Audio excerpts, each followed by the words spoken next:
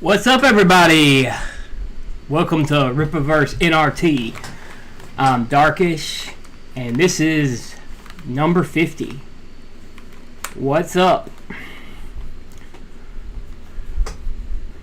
So, we are at 204 subscribers. You know, awesome. And, Hell Killer Clowns, JS. Yes, 100%. We will definitely. I'm definitely going to get that and play it for sure on here once that comes out. Like that looks like it's going to be fun. So yeah. Don't really have a lot to talk about today. Just kind of touching base with everybody and seeing what's up. What's up, Hell? Yeah, we will. Got a new layout I thought I would try out today. So, y'all tell me what y'all think of it. And the new opening for it. If y'all got here in time to check that out. Yeah, tell me what y'all think in the chat.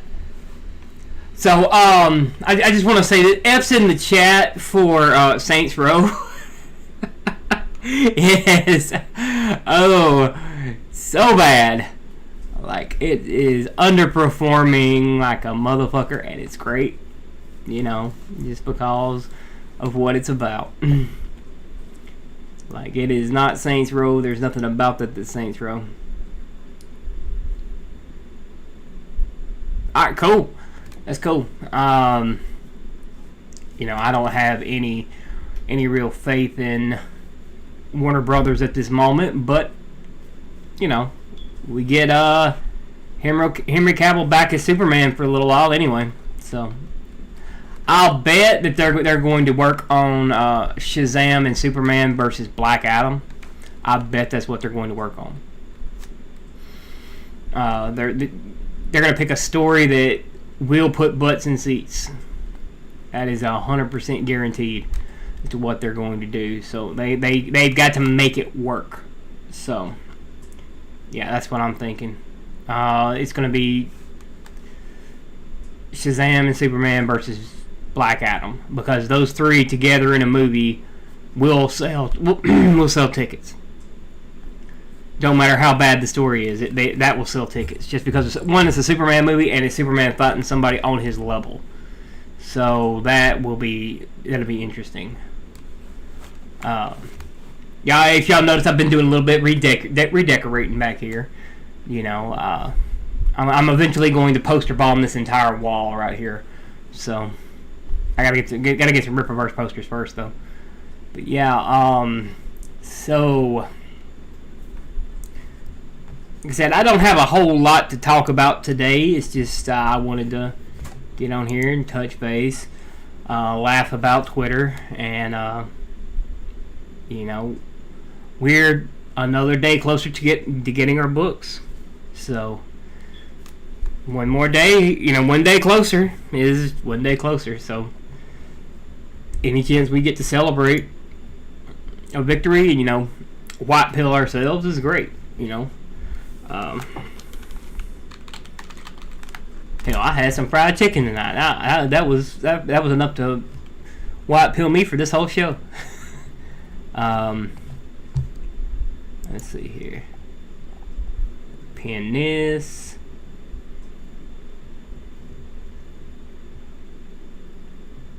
There it is. Alright. Just so y'all know, I do have a... What's up, C-Dub? I do have a PayPal connected to my donation link now, and you can order merch now, because it's going through a PayPal account. It's going through Quirky's PayPal account, because I won't use them anymore, but it is going through Quirky's. So,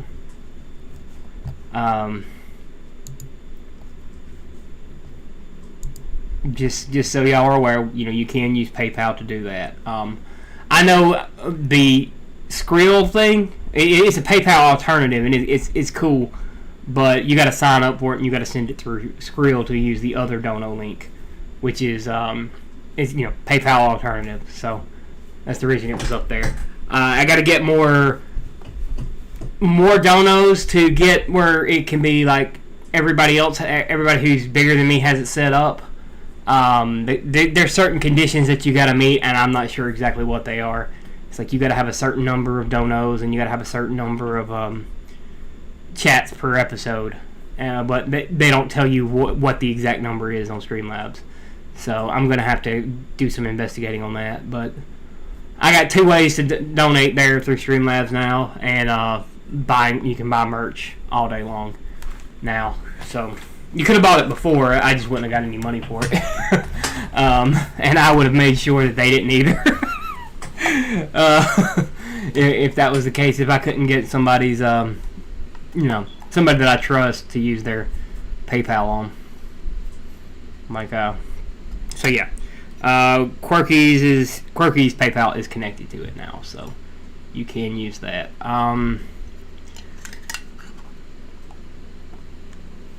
Let's see, what was happening on the internet today? That nothing really. Like I can't think of anything that happened on Twitter today. CBR guys are blocking Ripa, which we knew about that one. So last night's episode, when we had the episode, Ripa was having an episode at the same time. He had a guy on there who you broke back into Twitter and you're not going to use it somewhere. Yeah, I did the same thing. I'm like, I use it for promotion, and I kind of backed off of just looking for fights in it after that. But yeah. So, but yeah, the guy who was I don't know if y'all saw that. Ripa posted it today. It was from last night's stream. He had some guy on there that was your typical Twitter douchebag. Yeah. It was good. I don't like you for certain reasons right here, and how I can say stupid ass shit. Like, could not understand. But either way, it's all good. We are I think that we're probably 3 weeks away from having the books in hand, just from the looks of it. Monday the 5th, I believe, is what Ripa... Was it Monday the 5th or a different day? That's the last day to change your date. So, the last day to change your address. So he's probably going to be shipping them out through that week.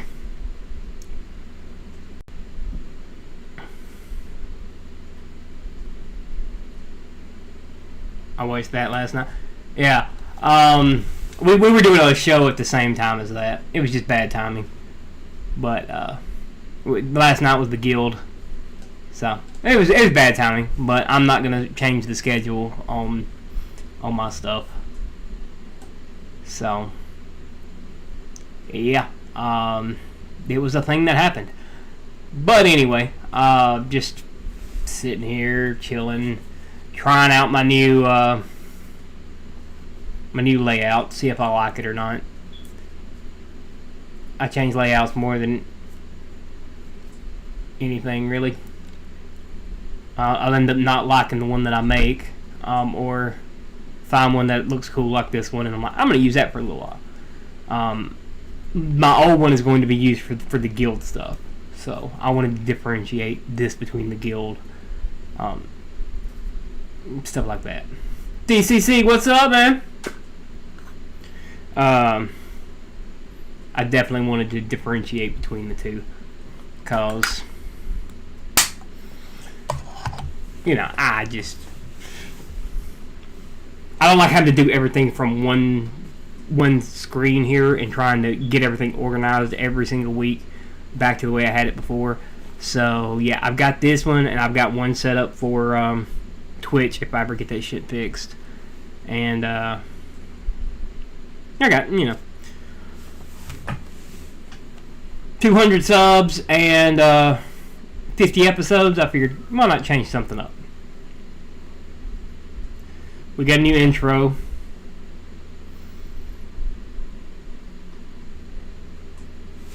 So,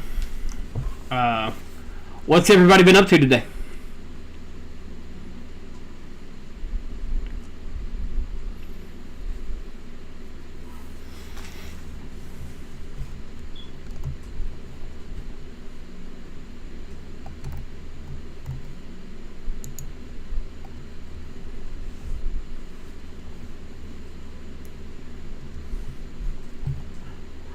I do see what this is missing, though. Let me see here. Chat box, yeah.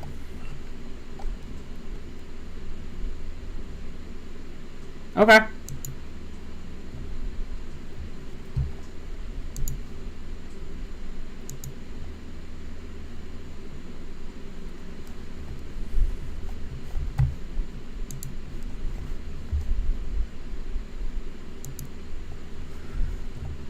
All right.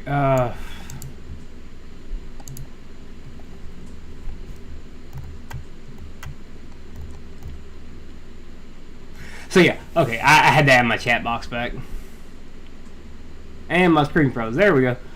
All right. You gonna be busy this weekend? Me too, man. I'm busy every week. I mean, I'm busy every day, just about. But I got the D&D game to prepare for on Tuesday, which we're 90% rolled up for that. If anybody wants to join in, we still got room. If anybody wants to join in to the D&D game on Tuesday nights, you're welcome to. Anybody who's not in the Discord, you can join that freely. You can even go in there and watch if you like. If you don't want to play but you want to watch and kind of learn how the game goes, you're welcome to do that as well. So that's the only place it's going to be streamed, though, is the Discord server. I won't be streaming it on here. I won't be streaming it over Twitch, anything like that. This is going to be the only place that it will be streamed to. So.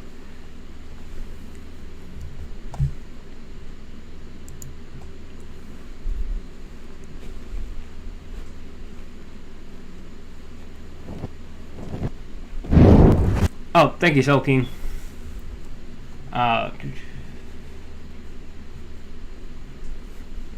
So yeah, we got, what was it? Multiverses on Mondays, if anybody wants to play that. It is cross-platform, everything like that. It's just a Smash knockoff with Warner Brothers characters. So you're welcome to join that and play with us if you like. Tuesday night's the D&D stream. Tomorrow night or tomorrow afternoon, Saturday's usually a chill stream. So we'll sit up here and we'll talk, and anybody can come in if you want. You can come into this chat right now if you want. I don't mind. We can have a conversation. Saturdays and Sundays are usually our chill streams, though.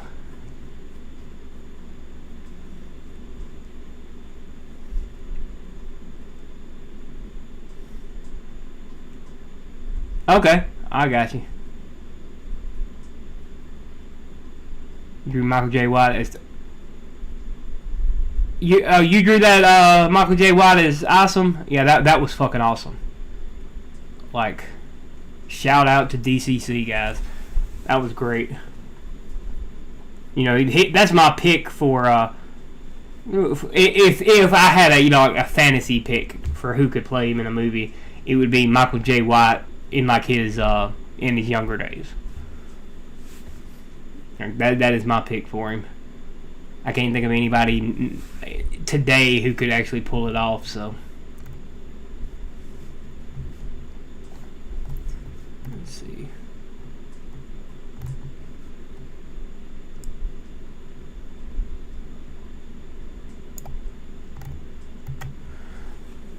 All right. Yeah, that's. Did I watch Mahler's video? No, I didn't. I watched a little of Friday Night Tights, but that's it. Like I didn't even get that far in it. I saw Rippa hit a penguin from the other night. That's about it. So yeah. Oh man, that's awesome. I want a print of that. Okay, I really do. I want a print of that to go on my wall. Like that's awesome. I can draw like anime characters and stuff like that. I can't draw with an American style, so I really love that art. Like that was great. I do want a print of that. If you ever start making prints to sell them for like conventions or something, you may have a calling, dude. I'm just saying. Because that was great. But yeah, I can sculpt with an American style in Blender, but it takes me like 30 hours to get the likeness right. So I don't do it very often. Most of the time I do it is when I have to do something for somebody. When I'm making something for somebody, like I got a Skeletor mask that I'm working on for myself, and I've got to do the entire interior and exterior of a truck at some point and 3D print it all. So and it's gonna be cool. It's like bones like coming out of like a rib cage over the seats, and bones just laid out all through it. It's pretty cool. It's going to be a lot of printing though once I start printing that. Dude's got to pay me first before I start printing it. But right now it's kind of just slow until Dragon Con is over. Like I figure my stuff will pick back up once Dragon Con is over. So yeah. Anyway, I was trying to like decide when I wanted to do a watch party. I don't know exactly when I want to do one again. We picked a bad time to do it last time. So, but yeah, I'm definitely going to do another watch party. You know, like my community is my community. Y'all are always welcome in my Discord. You're welcome to play D&D with me. You're welcome to be in the chat with me right now if you want to be. Like, it's just all about what y'all want to do, guys. And I think that the chats where I'm doing something with somebody else, they may not be the most viewed, but they're the most fun to do. Like me sitting up here talking about stuff is okay, but it's not like, you know, those usually end up with me being shorter, or God forbid my longest videos, you know. But yeah, that Michael J. White image is really good. I'm gonna have to show it on here at some point. So definitely. If you're not in the Discord DCC, join that, and I'll definitely give you a shout out on here for sure. Another shout out on here for sure when I do my fan art stream. I need to do another one of those here. I'm thinking about doing one of those about once a month. Doing one every week takes. There's not enough fan art to do it once a week, so I may do that once a month. Because I know I've got a bunch now that I haven't shown yet, but I'm trying to get enough to make a whole stream out of. So yeah, that's fucking great.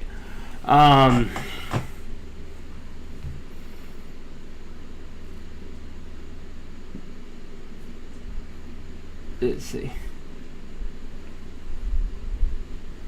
One of those links is mine, and the other one goes to Hell's Discord. I think. Ain't that right, Hell?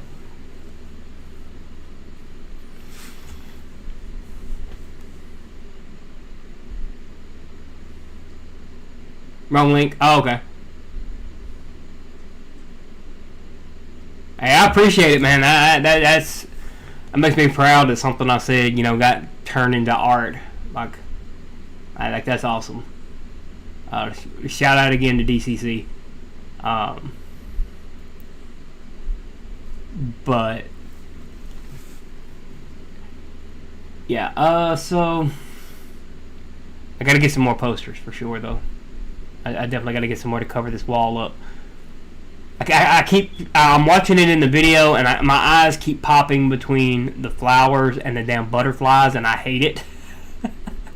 So if y'all ever wonder why I'm looking back and forth, that's why, because they're just darting between them, and I try to cover up the butterflies as much as possible because they are just jarring to look at in this room. It's slowly coming together. Like it. I don't have time to do this every day, to work on the room and to fix it and paint it and all that stuff. I'm going to poster bomb these walls. But like you see this wall over here, like I got my bookshelf over here and it's got stuff all over it, and you can see the big scissor swords behind me and Thanos and Sandman there. And then, it's not much yet, but it's coming together. Like, it's slowly coming together. And I just despise the damn wallpaper in this room. But yeah, it's slowly coming together.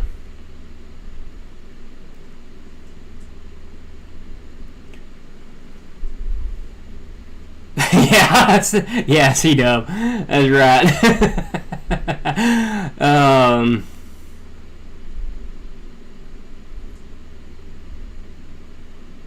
But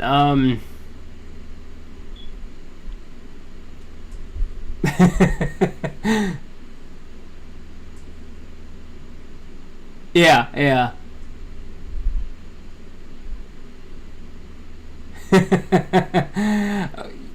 You sending me important questions, Atra. What kind of questions you got to send me? Am I gonna laugh at them? Or am I gonna want to throw something at you?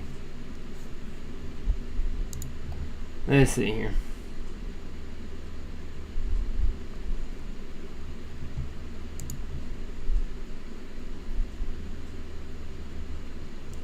Let's see what kind of skeleton you got for me.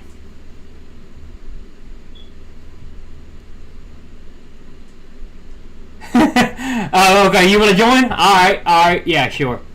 Let me.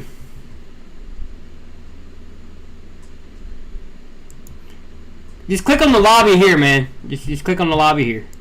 Is this it? Yeah. What's up? Oh god. Just click on the lobby here, man. Just click on the. Which lobby? Is this it? Yeah, you're in it. You're in it. I can hear myself though.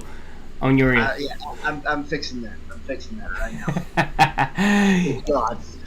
I'm holding my own ears out there for a second. I didn't know which one. It wasn't you. You weren't nowhere. I couldn't find you. I was lost. I was alone. I was in the little bit running with the wolf on my ass at Granny's house far off in the distance over the It was. Yeah. We'll hop into whatever fucking Discord we got right there open, man. That's all it is. Just say, hey, I'm in the Discord. That's all you got to do. So, what's up?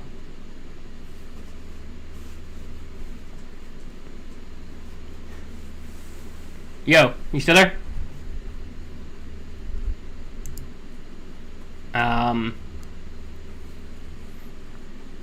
Yo, Atra. Yo. Did you mute me?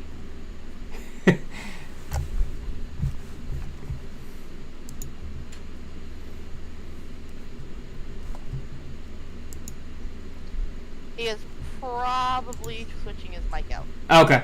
Alright. What's up, Yandere?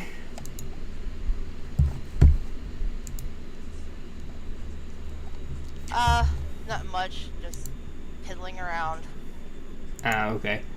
Saw you streaming, said fuck it, and then started laughing my ass off. Yeah, there it goes. See, and there's the life. There's the life right there. I tell tell you right now, you still cannot make fun of me anymore because that one Asus laptop that I got in 2017 is still going. The battery dies.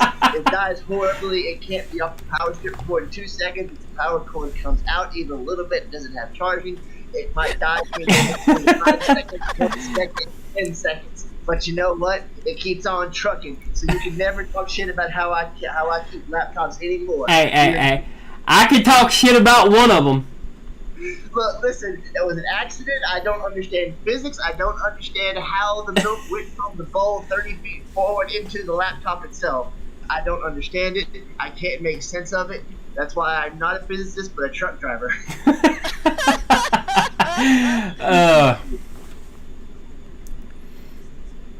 Alright? I don't know these lives. There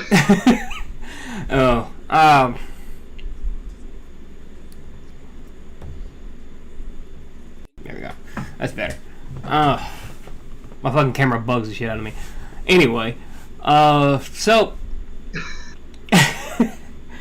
I wasn't necessarily expecting you guys to pop on, but you know, you're always welcome here, like I said. Well, I was gonna pop on. Yeah.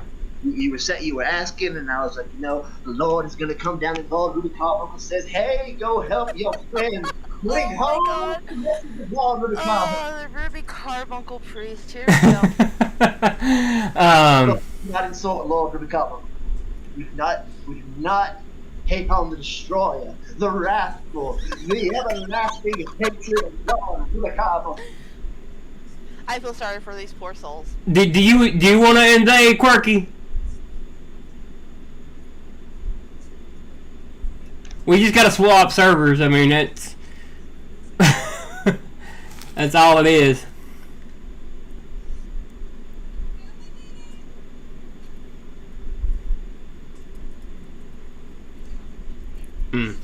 But anyway, so yeah, it's just been. Look, if everyone can just kind of understand what this whole Lord Ruby Carmichael thing is, we all play Final Fantasy 14, and there was one day before Summoner became not something I want to play anymore. You get to make a little summon of Ruby Carbuncle. It's this little cute thing. And I went out of nowhere, and I said, just one day, because the Summoner's weapon in the game is the book. And I was like, I can turn this into a preacher. And out of nowhere, Yandere over here, she dies, and I cast Revives. The only spell that you'll ever really use that does anything other than damage is a Summoner. And he happened to be standing right on her head when she came back to life. And it was horrible. It was hilarious. And out of nowhere, I just sat there and said, Lord Ruby Carmichael says, no, the soul will not pass home, yet he still has more for you to do. And what he doesn't tell you is that these little things, because they literally look like they're on crack, they're like literally moving up and down. It's like this motherfucker was resuscitating me with his body. We do not hate on the destroyer. We don't. He is the end. He is the beginning. He is the Alpha, Omega, and beyond.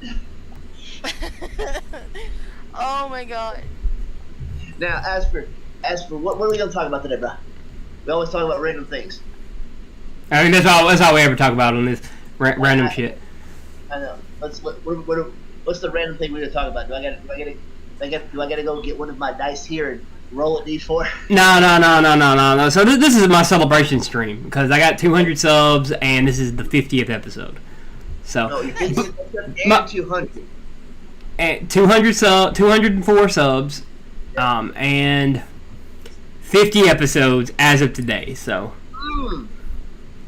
Praise Lord Ruby Carmichael, hallelujah. Alright, we're gonna swap over to the guild chat. Okay. Okay. Yeah. Just hop over there. Alright. In case somebody else wants to jump in on this. We're not in the regular chat, guy. We're not in the regular like Ripaverse chat. So we're in a different one. So, but either way, most of the guys in the chat right now don't necessarily jump in here. So, or don't yet anyway. What the fuck? What do you mean? What the fuck, hell? You may not be ready for Lord Ruby Carmichael. No, nobody's ready for Lord Ruby Carmichael. Carbuncle. There you go. How dare you disgrace the master's name? Hey, fuck you. I'm Lord Kojaku. Go fuck yourself. Okay, Lord Kojak.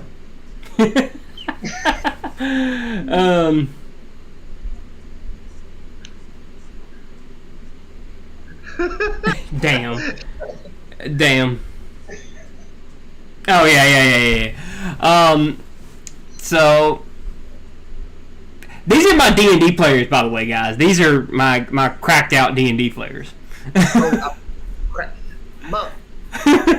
Language. I'm gonna control my language here. I am your Lord Rubicon, uncle friend of 15 years. Way too goddamn long. I have known you longer than damn near my brother. My little brother. This is true. So, but anyway, I've only got one friend that I've known longer than you. All right, and we don't hang out much anymore. Like once a year at a convention now. So.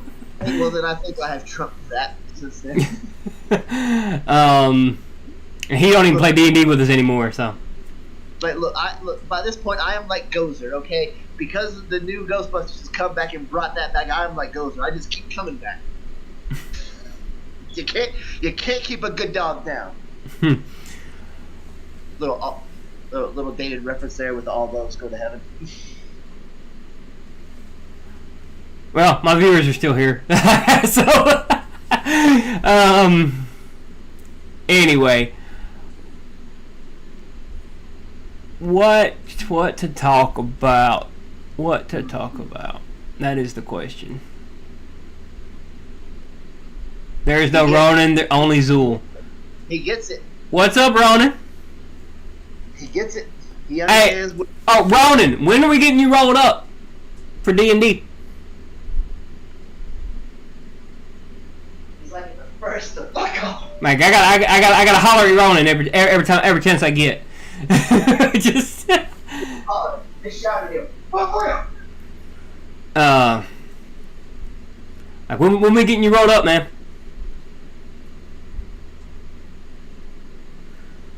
Because we're starting Tuesday. Like Tuesday is the official start of the game, but you can join after tomorrow. Okay, I will be around in the afternoon. So that works, Ronan. Just okay. Remember. Are you sure?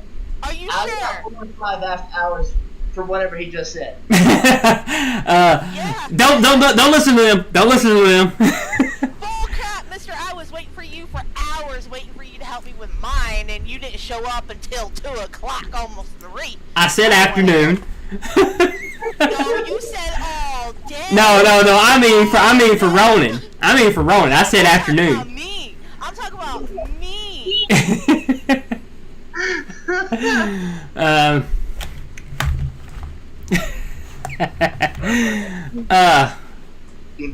Give me a map that's actually populated. Alright, so what are we gonna talk about? What haven't we talked about? I don't know. We talk about shit every day. Just about. So when we talk about really shit. Nasty topic to be talking about. What? Okay, we're not going there. That's no. Mm-mm. Somebody dropped a dono link. Somebody dropped a dono link before I get demonetized here.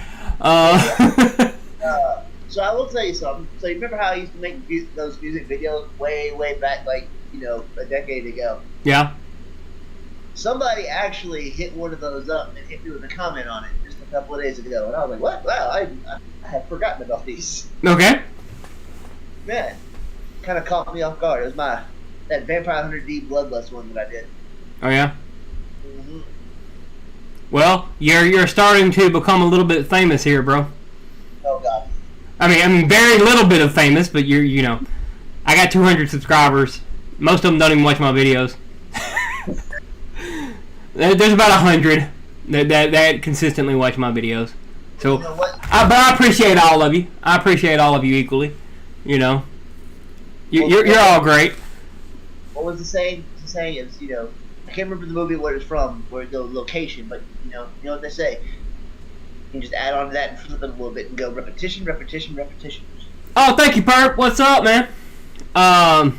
Yeah, repetition. I do this shit every day.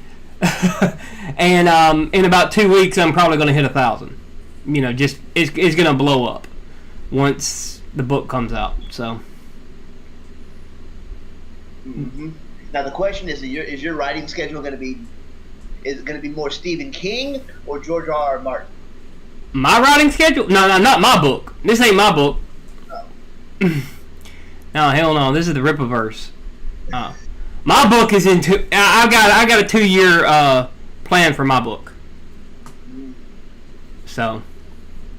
Well, I mean that's better than the 30-year, Right. That dude has. Yeah, I mean, awesome. Once that drops, and this goes 100% or 99% Rippaverse, like I know that I'm going to be getting. I'm gonna blow up from there. I blew up within a month. Like I've listened to guys that are bigger than me talk about like spending years trying to get to 200, and then I did it in a month. So I apologize. I'm just because I'm actually on this thing. I'm gonna grab my good mic. Give me like 2 seconds. All right. And but the guys in the chat right here, they've stuck with me from the beginning. So, I remember that. And once I get to making my team, you guys are already part of it. Just so y'all know. I have arrived. Welcome. My fanfare. My ears.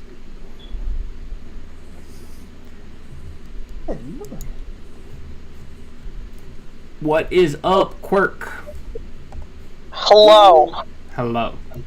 What is up? Nope. Is he working Stop. using a bone cookie? Stop. Do not do that. I will get a copyright strike that I will have to defend. Hi, Ronan. So, what chaos and carnage are we committing this evening? It's my 200 sub celebration stream and my 50th episode. So. I know. Congratulations. So yeah, Quirky's been working on some maps for me for the D&D game. Mother of fucking Pearl, Wait, you're worried about getting demonetized. I've been watching my language, and she's not gonna get. No. I don't want to get a copyright strike because the algorithm is weird and it picks up weird shit like parodies and doing like songs and stuff. If it picks up that tone, it could give me a copyright strike. It's done it before. Okay, fine. I will do my best to watch my language. I don't give a fuck about that. I'm just saying, like, the song is what I was talking about. Like, him doing the song. No one doing text messages. Am I allowed to say fuck or not? Yes! I don't give a fuck. Okay. Like, there's a couple gamer words we can't say. But that's it. Those are not gamer words. Those are just asshole words. Poggers? I happen to be Are we recording considered a gamer Poggers? right now for playing Battlefield 1. And I may be a dick, but I am not an asshole. Are we being forced to revert to saying puggers? Dude, that's so pugged. No. Stop, please. That's terrible. Okay, good. Good, because I I'll literally... strangle you. I wanted to throw up just saying that. She's the one with the hard creature with a lot of strings going on. I think she's the only one doing any strangling. True. Yeah. Choke me hard, Daddy. You broke him! You broke him! What the fuck? Listen, I'm the one that made the joke during the very, very short-lived Pokemon game, rest in peace, that one of our players had a Machamp. A Machamp, yeah. And I was going to say, are you going to name it Machoke Me Daddy? And he just went silent. I'm like, that's what I thought. That's what Yeah, say fuck it. I don't... yeah. Oh, that ain't what you were saying. Okay. Hey. Bro. Thank you, Jolly Roger. Thank you for the tip, bro. I appreciate it. Hell yeah. I am not associated with that joke at all. I have no responsibility for that one. Damn it. I am a meat popsicle. You know, I am just deranged enough after all the shit that's happened to me that I am having to resort to not saying things I never would have said before. I feel like that's a personal problem. It is 100% a personal problem. But me, before all of the bullshit I've been through, definitely would have never said, "Machoke me daddy." And yet, here we are. Oh, shit. D&D gonna be fun on Tuesday night, guys. Followed by, I'm about to drag in your night. There's definitely gonna probably... I take offense to that. I mean, at this point, we're gonna be lucky if our little puppet child doesn't say something along the lines of, "What are you gonna put your hand up my skirt next?" Well, I'm not that kind of puppet. Well, I mean, if even if someone does do that, they're just gonna get a handful of wood. I love how like there's no context here for anything that we're talking about. Okay, so nobody has a fucking clue what we're talking about now. And oh man, we're talking about the D&D game that we're playing on Tuesday night. Just so y'all are aware of a little bit of context here. Hopefully, I'm fucking 3 fucking maps. You don't have to rush them. Listen, you told me you need these 3 maps by Tuesday. No, I did not say by Tuesday. I said I need them. Hold on, I will pull up the goddamn message. I don't care if you pull up the message or not. That's beside the point. Okay? Okay. Yeah, you don't have to rush those maps because we're not going to that side of the world yet. See, Thanks, I was coming here to talk about comics and shit, and we've gone on to how, you know, her D&D character is a walking hard on. That's the joke that you made. She's just a walking, raging stiffy with stringy stuff. She's a like 3.5 foot Woody. Oh. With the floss short, so nobody takes her seriously. Oh. So, more context now. She's a wooden puppet. Like she's a Pinocchio character. I will still say she is not a Pinocchio character. She is the little crazy ass doll from Annabelle. RE8. Listen, she's a little bit of everything, okay? But there was a night a few weeks ago where I was going through and I was actually reading a summary of the original Pinocchio story, and trust me, this is on brand. She's like that clown puppet from Poltergeist. I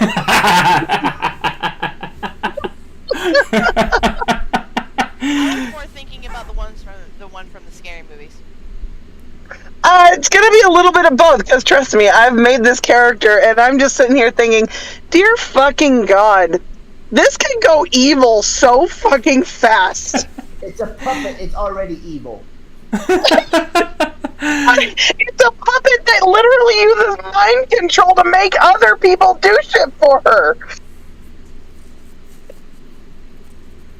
I feel like there's a Let's just think it for a second. I feel like there's a voodoo joke in here. I just can't make it. Oh my God! She's. I actually. I'm gonna have a real hard time with this, guys. I might have actually outdone myself with a tabletop roleplay character. It's times like this I miss Penny. I listen. I was real close to remaking her because I'm like, you know what? She wasn't really given a fair chance. She was a really interesting character, but no, I had to go with the psychotic idea of, hey, I want to be a puppet that actually controls people's minds and bodies in order to be her meat shields. Yep, D&D gonna be fun, guys. I'm just saying. If y'all aren't playing in it, definitely come watch it.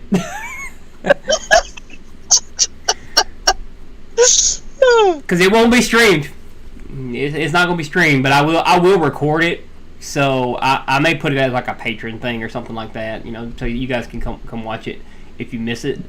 I'll definitely keep a video of it for sure. And listen, you're gonna have me, you're gonna have Volk, you're gonna have Yandere, you're gonna have all of these people in here, okay? All four of us are gonna be there.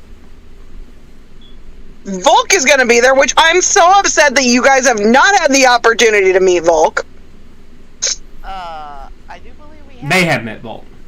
No, I'm talking about the people watching right now. Oh yeah. No. They have not had the opportunity to meet Volk, who is also Chaos Incarnate, and we're going to have Extreme, and literally we've found out in the short-lived Pokemon game Rest in Peace that you don't want me, Volk, and Extreme in a game together. That's okay. I got Atra. Like I feel like this is the point to where I plan just to sacrifice them to the goat mom. Should nigger off. Are we? Wait. Astra. Highlander game. Yes. Are we? Are we gonna fight like we almost did at the very beginning of the Highlander game, or are we gonna team up like in the Highlander game? Listen, when people do stupid things, you know, my character's got to adapt. I have one of the only successful records of never dying in any of Darkish games. I also never died in any of his games. Party. I consider that. I also have never. But that just brings us to the simple fact that back in the Highlander game, it was French mommy and Scottish daddy. Yes. Surrounded by a bunch of idiots. Hey, I was the Italian nerd that kept to myself, thank you. And I have to remember that Frenchie over there walked straight into the lion's den of bikers, and I had to go around behind and calm everyone the hell down. Listen, Frenchie was great, okay? She was amazing. Everybody knows it. She also told off the little shit who didn't really like being told off.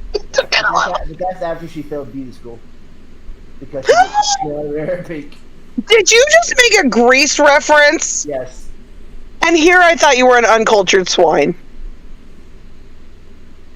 No, I leave that to the French. Fuck you! Fuck!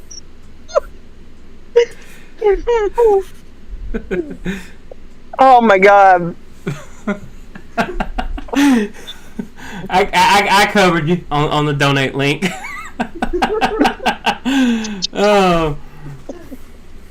Oh my god. Shit. I blame him. I blame him currently for your demonetization. Well, the good thing is I got Jolly Roger. You know, he tipped me $10, so I appreciate that, Jolly. You know, I gotta have some monies because they demonetize me every day in the episode. I have behaved. Oh, I made one joke, and that was it. Oh no! See, it's a running joke in the group here because I got demonetized. I mean, we said some fucked up shit during one stream, and I'm like, I just instantly dropped the dono link, like instantly, just like I've been demonetized. Here's the dono link. You know, it was some shit. Some shit was said about politics. It's basically the curse jar. Yeah. At this point. Yeah, it you is. gotta put a quarter in the curse jar. I mean, Jolly Roger's got y'all covered for the night. So. It started with the R word. Yeah. Regret? The R word. No. Yes, but also no. Oh, hey, Ronan drops 20. Thank you, Ronan. I appreciate it, man. I appreciate it, bro. Hey, you can get you a pizza now. Hell yeah.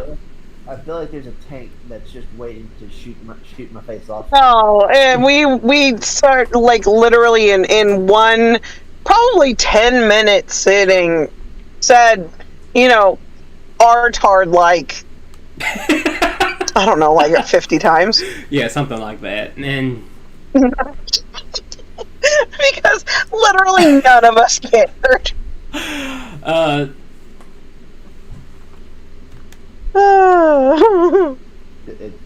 my I will drop a quarter in the jar. You know what? I'll drop 2 quarters in the jar because I said R-tard. again. That's like a dollar right there. It's true. Oh god.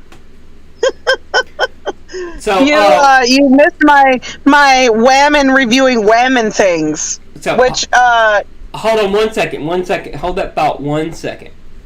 So Ronan, a little backstory here. Actra's going to play Space Godzilla in the Godzilla game. Quirky plays Mothra, and I believe that Yandere plays Batra. This is gonna be. Wait, what? What? Ain't that the character you picked? Was Batra? I'm not in that game. Well, now you are. Congrats, you're Batra! I thought you were joining at the same time as we were all talking about it. I could be wrong. I left when you guys started talking about it because I got a headache and I had to get out. Oh, okay. Well, this is a while back. Well, now you're All I know is that Munchie Mothra is literally my spirit animal. Munchie Mothra? Yeah, I'm not really that big of a fan of Godzilla, so I have no clue. Okay. I thought it might have been you. I didn't know. It was... So, in the very short time that we started, you know, kind of filling out the characters for this, okay, we had Spicy Rodan, who... He's kind of like Sriracha. He's a little spicy, but it's way too watered down.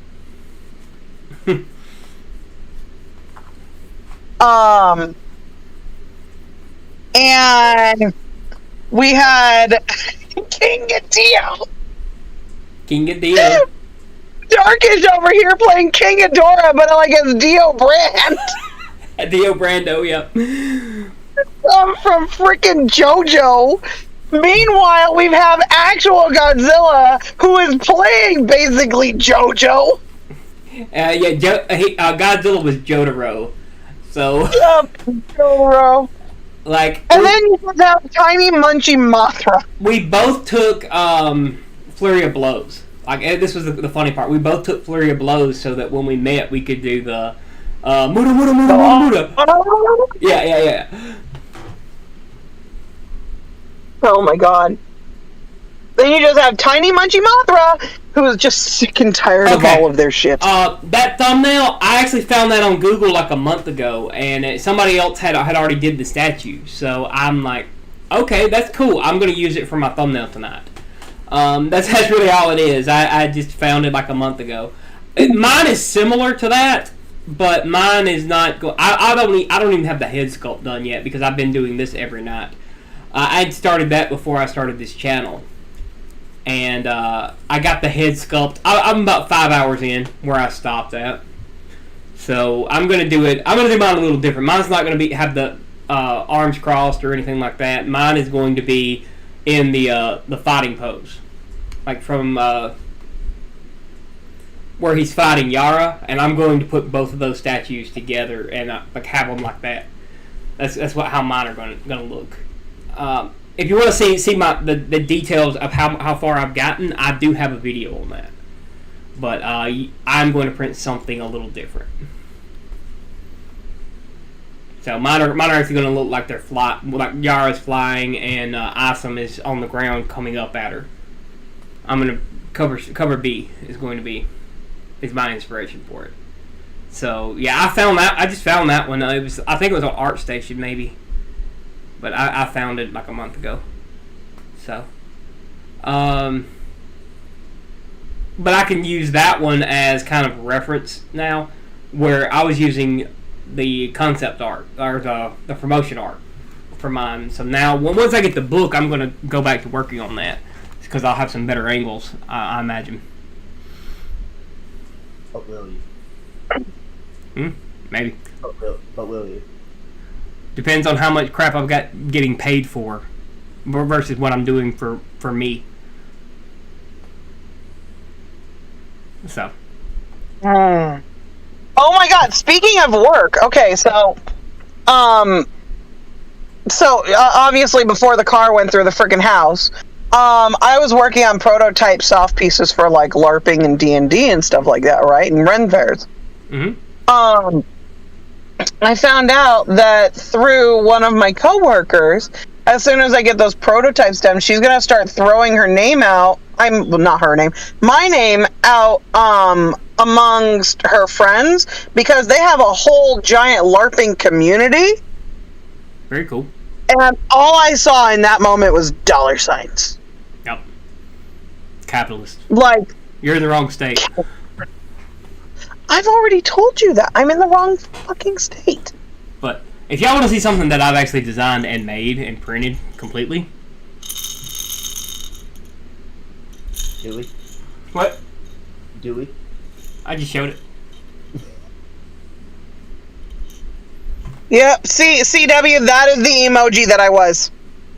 That was the emoji. CW did the dollar faces emoji. Yeah, Calliope's a good episode.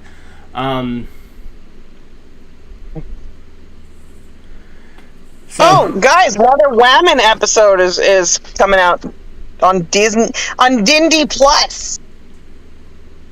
Is it tonight or tomorrow? I think it's tomorrow. I thought it would be Wednesday. Is it? I don't friggin' know. I'm not keeping up with that shit. Yeah, I'm not either. Hold on, I'm gonna check Dindy Plus and see if there's new. Oh yeah, nope. Episode 2 out. Guess what I'm watching tonight? Regrettably. You have fun with that, I guess. Yeah. Like next time we do a review like that, I'm gonna have you and Little Movie Perp on if he wants to come on to talk about it. Oh, dude, we gotta fight. What? We're gonna fight. Nah. Perp's cool. He is. I actually thought that he had some really good points. However, it's not good. It's not, again, it's like freaking Ms. Marvel. It wasn't bad, but it's definitely not good. Ms. Marvel was pretty bad. There are, and I said this last time, there are some redeemable parts to Ms. Marvel. The overall thing is not great. Obviously, it's far from great, but it's definitely not the worst thing I've seen. The worst thing I've seen is still The Rise of Skywalker. I mean, I've seen The Room, and I will consider that worse than Ms. Marvel. But I would still rather watch The Room and Tommy Wiseau fail to act than watch Brie Larson stand around like a picket fence with the acting range. Hey, Oh no, she's talking about the Captain Kamala Marvel. Khan show. She's not talking about Yeah. Captain Marvel. I'm not. No, believe me, I'm right there with you. Brie Larson can just leave. I mean, I come from a different understanding of things, so I'm gonna leave. I'm just gonna that's a show I'm gonna leave alone. I'm not going there. Yeah. My viewers are dropping, so we're changing the subject. Oh, okay. Well, what we talking about then, huh? Whatever, just not that. Yeah. Not Miss Marvel. Apparently, you say Miss Marvel and it drops. Well, I mean, there's a reason why it's the lowest. It has the lowest viewers out of every show. Yeah. It was 11. Somebody dropped off. Now it's 9. Well, from on my side, I don't know what it is on your guys' side, but No, I see. Says the same. I have 9. Time to change the subject. Started talking Marvel shows, and here we go. yeah. So apparently we're not allowed to talk about comic books. So I mean, I guess the only thing we have to talk about is fucking D&D. I mean, no, we can talk comic books all day. But we can talk comic books all day. That is not an issue. Just not the show. We can't praise we can't praise the Miss Marvel apparently at all. So Hey, I didn't. I remained steadfast. I'm far from praising the damn thing. I was going to anyway, so you know what? Here. You know what? I got you, Scott. all right. Doctor, I got you. Here's what we're gonna do. We're gonna talk about the something that you brought up a couple days ago with the Teen Titans show. Okay. We're gonna All pick up something there. So, I am of the opinion, and we're pulling something from back then, that the show itself wasn't bad. I think it was a quality show for what it was. But really, the problem with that show and shows in particular, especially with the rise of the MCU, and I cite Thor in this regard, is it gave people a false understanding of what these characters actually were in the comics. So you take Starfire. Now, I know that there's a lot of people that love Starfire from that show. I like Starfire from the show until I read the comics and got into it all over again, and it's not the same character anymore. I agree with you. I think that if people actually went back, people that like Thor from the MCU, if they actually went back and read the Thor comics, I genuinely believe that they would see a completely different character. They'd probably still like Thor from the MCU, or they could hate Thor from the MCU. And it genuinely... The other thing about it is that it heavily is dependent, and this is the same thing with DC, is who's writing them at what time. I would say not necessarily for Starfire. Starfire, usually obviously with the new 52 things have changed. They really can't figure out her characterization. And I see, Hell's got his opinion on it. Perfectly understandable, perfectly acceptable. Some people are like that. Like, I am of the opinion after Thor: The Dark World, MCU Thor is trash. So definitely see that. But you look at the comic Starfire compared to the Teen Titans show. You have a character driven by her emotions and driven by her passions. She says very well in the comics that they live in a hate in equal measure. They live by their passions to the fullest extent, and they don't hide. It's part of it. Hell, it even goes into their environment of their planet, which is very tropical, very hot, which is the foundation of even why she dresses the way that she dresses. But then you look at her in the show, and you almost have like a kindergarten Barbie version of the character. And I say that not as a demeaning term, but as she's very sweet. She's very wholesome. You have She's Starfire very Light. controlled. She's very innocent and very naive. And Starfire from the comics, while she maintained an inner goodness that even likes of Deathstroke and even Hive would know, she wasn't naive to how dark the universe could be. She understood what it was. She understood the horrors, but she didn't let it darken who she was inside. Right. You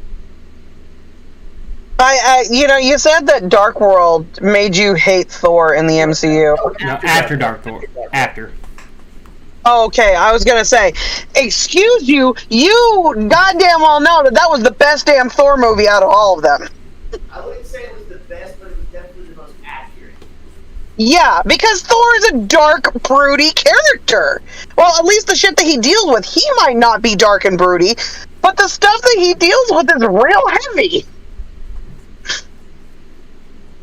Oh my god. And then, Ragnarok happened, and you're just like, who even are you anymore? Well, no, see, my thing is, Ragnarok didn't happen. Guardians of the Galaxy happened. Now, I enjoy the movie. I really do. I think it's a well-made movie. I think the only thing I dislike from the movie is that they made Ronan go against the Kree Empire, at least openly. And that's something the Ronan the Accuser would never do. Whatever the Kree Empire's public statement is, that is Ronan's stance. Period. However, if you were to have Ronan against the Kree, do some lone wolf or radical stuff, that would be how he would be. Yeah. However, so, at the end of the day, I don't mind it, and I think Lee Pace definitely did an amazing Ronan. Like, I love how he really maintained the character. I genuinely, I like the Guardians of the Galaxy movie. Humor suits the Guardians, right? Especially that level of humor, because they're crazy, zany characters. And it's a far cry from people like Gamora and Drax, who have very dark backgrounds. But they're around people like Rocket and Groot and Star-Lord, who are funny people, so it makes them funny. Gamora, even then, in Guardians of the Galaxy, Gamora really wasn't Gamora either, though. It was... No, she wasn't. And I think really... But also she wasn't not Gamora. Yeah. It's, but that movie, it came across as, when that movie's success, every movie became Guardians of the Galaxy with character skins versus who these characters are. You have everyone making Guardians of the Galaxy and Tony Stark jokes. I will say they made Drax better in Guardians.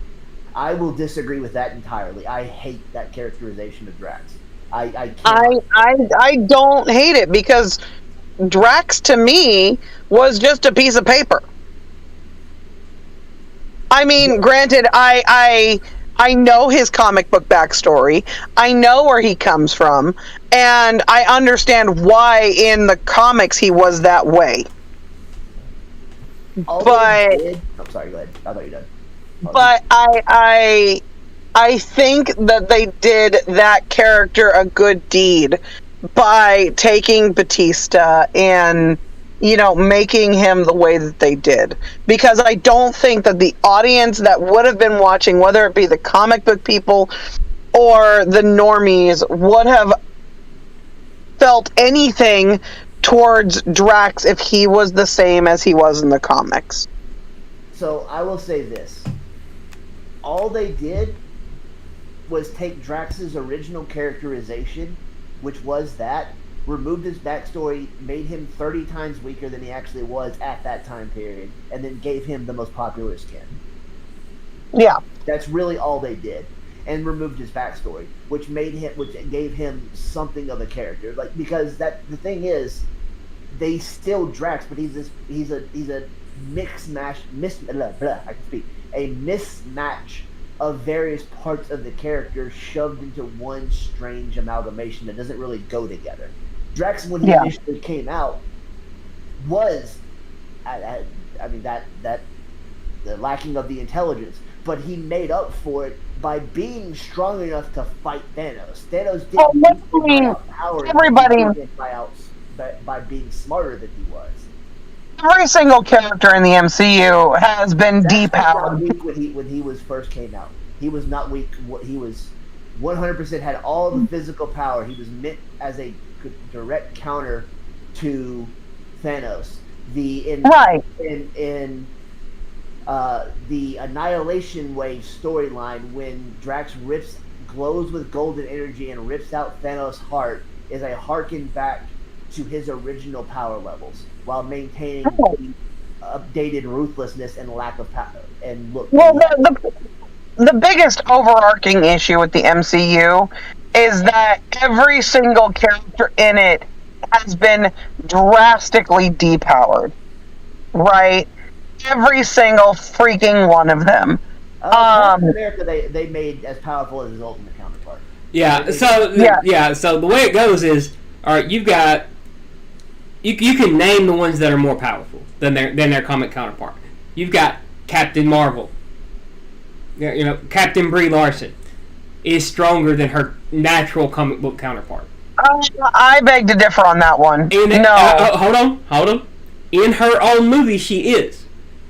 She is stronger than her Captain Marvel counterpart.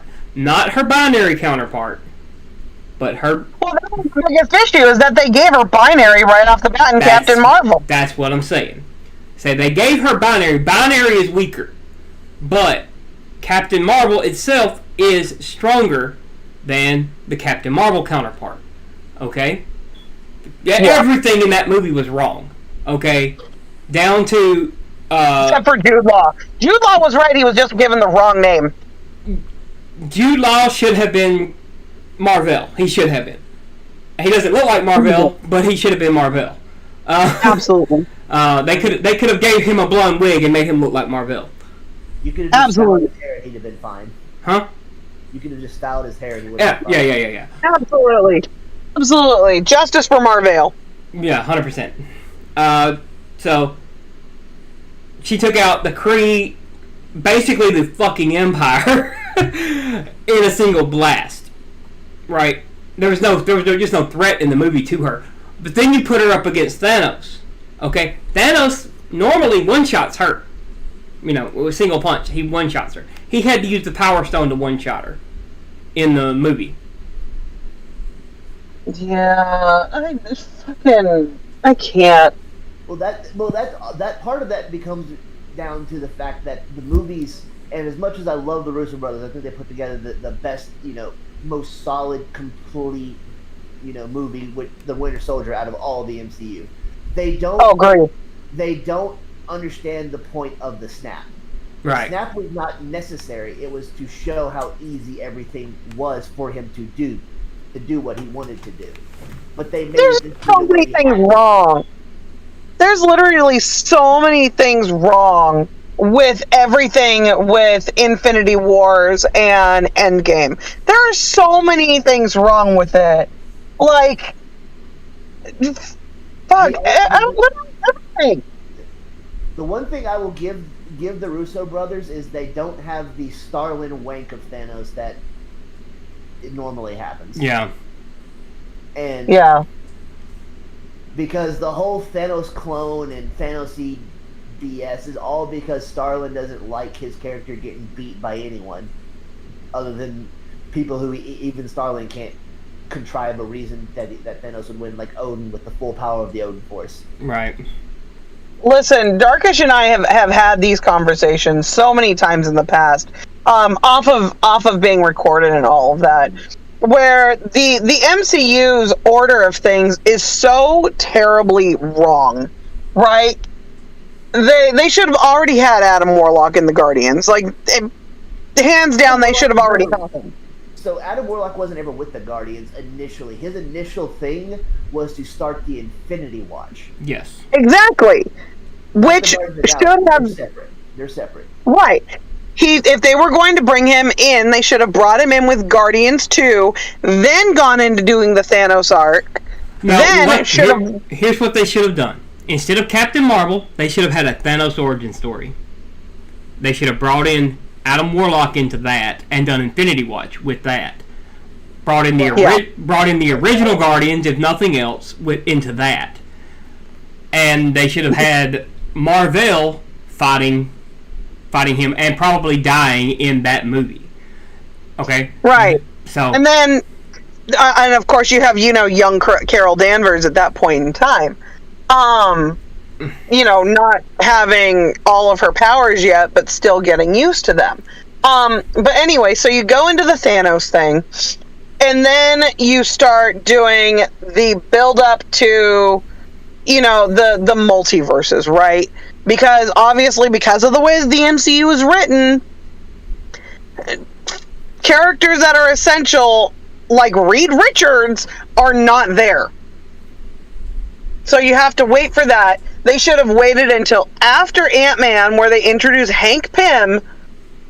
And I'm sorry, I as much as I love Scott, they should have had Hank in there. They could have retconned the whole thing about him being a wife beater. That's fine. But they should have had Hank in there.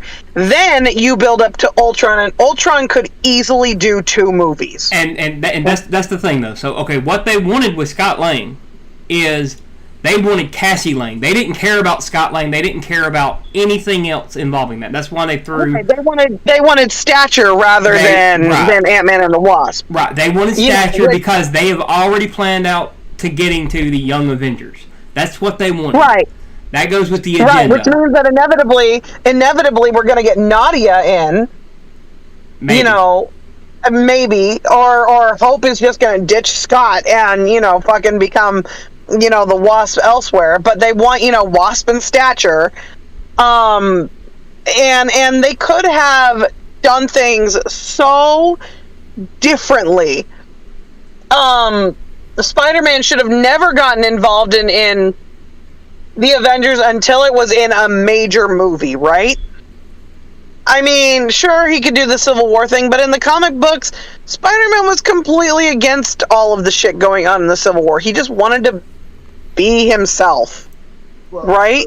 The problem you always get with Spider-Man, no matter what, is that he's a character who wants to have his cake and eat it too, and that's the foundation. Oh, absolutely. I personally ever liked Spider-Man to begin with. Is he will sit there and whine about, oh, I want a life, but then not sacrifice time as Spider-Man. He's like, oh, I want to be Spider-Man, then not understand you're going to have to sacrifice time for your life. Exactly. Hold on one second. We got a question here. DCC, what about Silver Surfer? Well, Silver Surfer is one of the characters that could beat Thanos. He is one of them, but I wouldn't put him in a Thanos origin movie. I would, if it were me telling the story, I would wait and do. I would have waited myself on all of the everything before Civil War is fine where it fits. Civil War throws everything off. Yeah. Okay, so I would have gotten the rights from Fox. I would have bought that would have been number one on my agenda, would be getting the rights to the Fox characters. Trying to get Spider-Man back from Sony for good, which is never going to happen. That is never... DC... God damn it.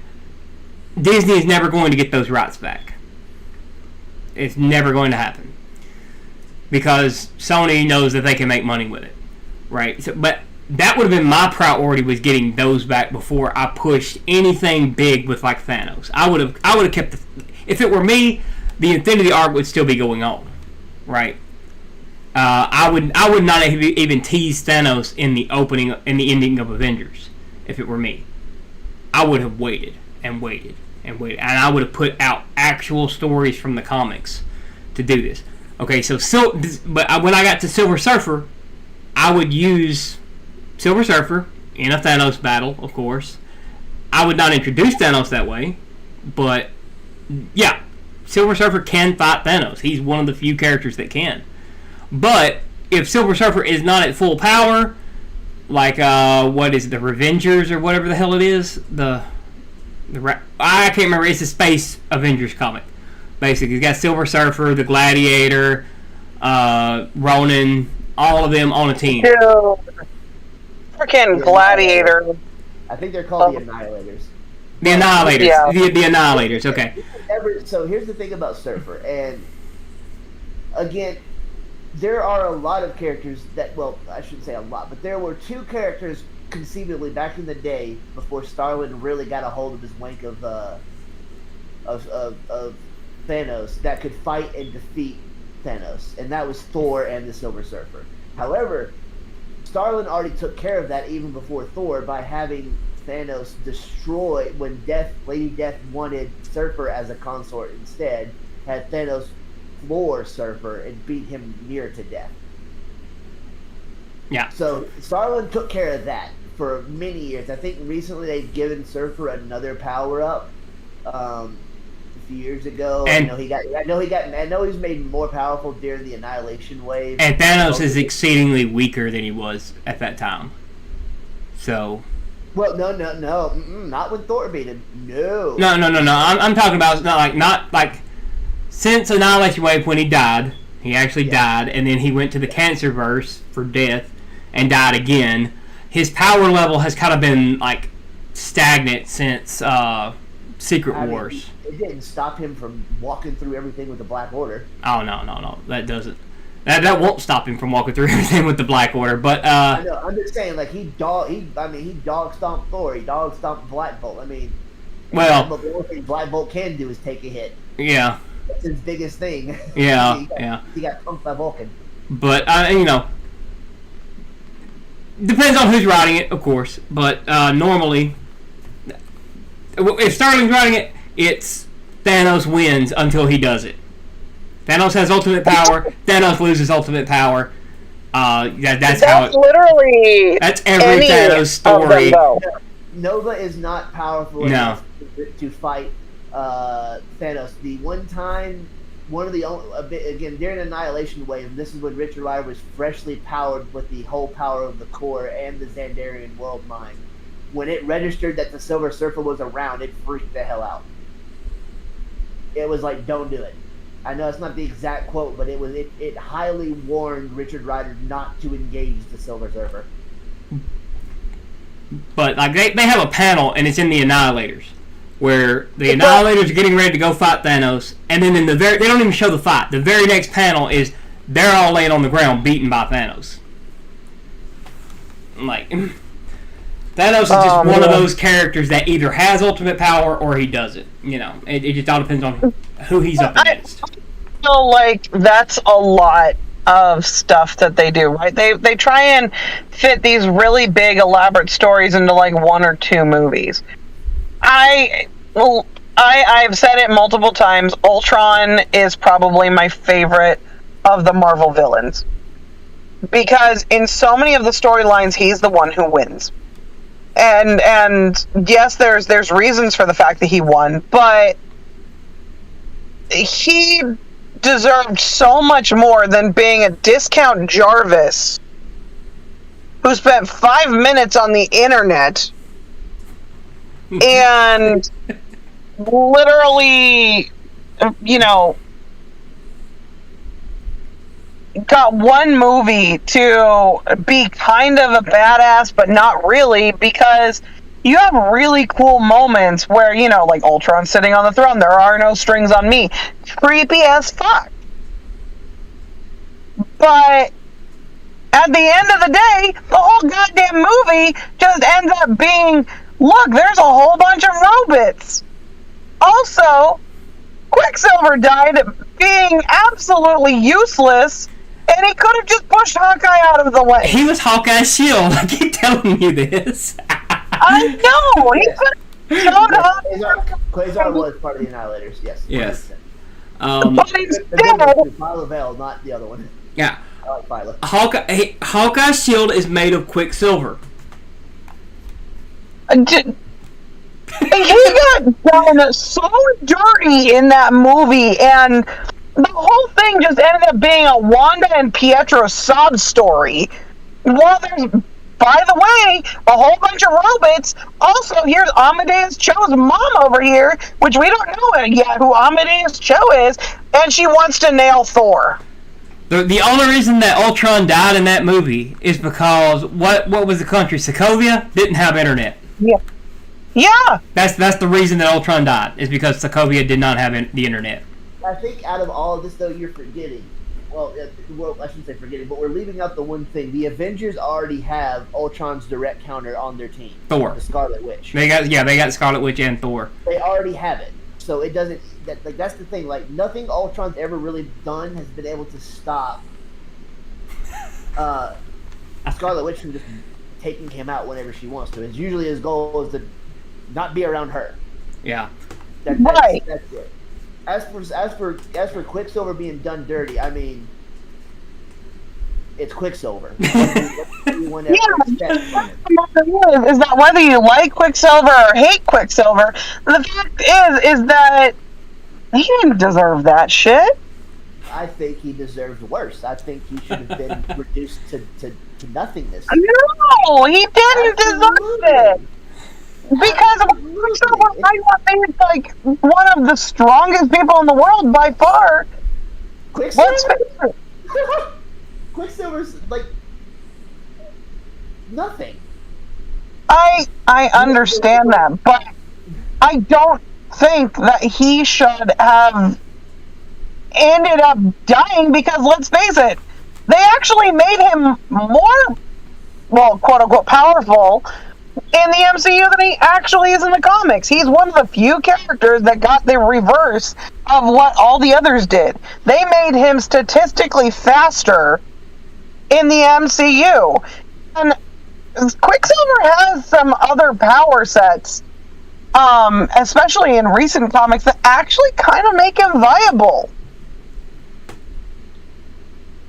I mean, yes, but he'll never be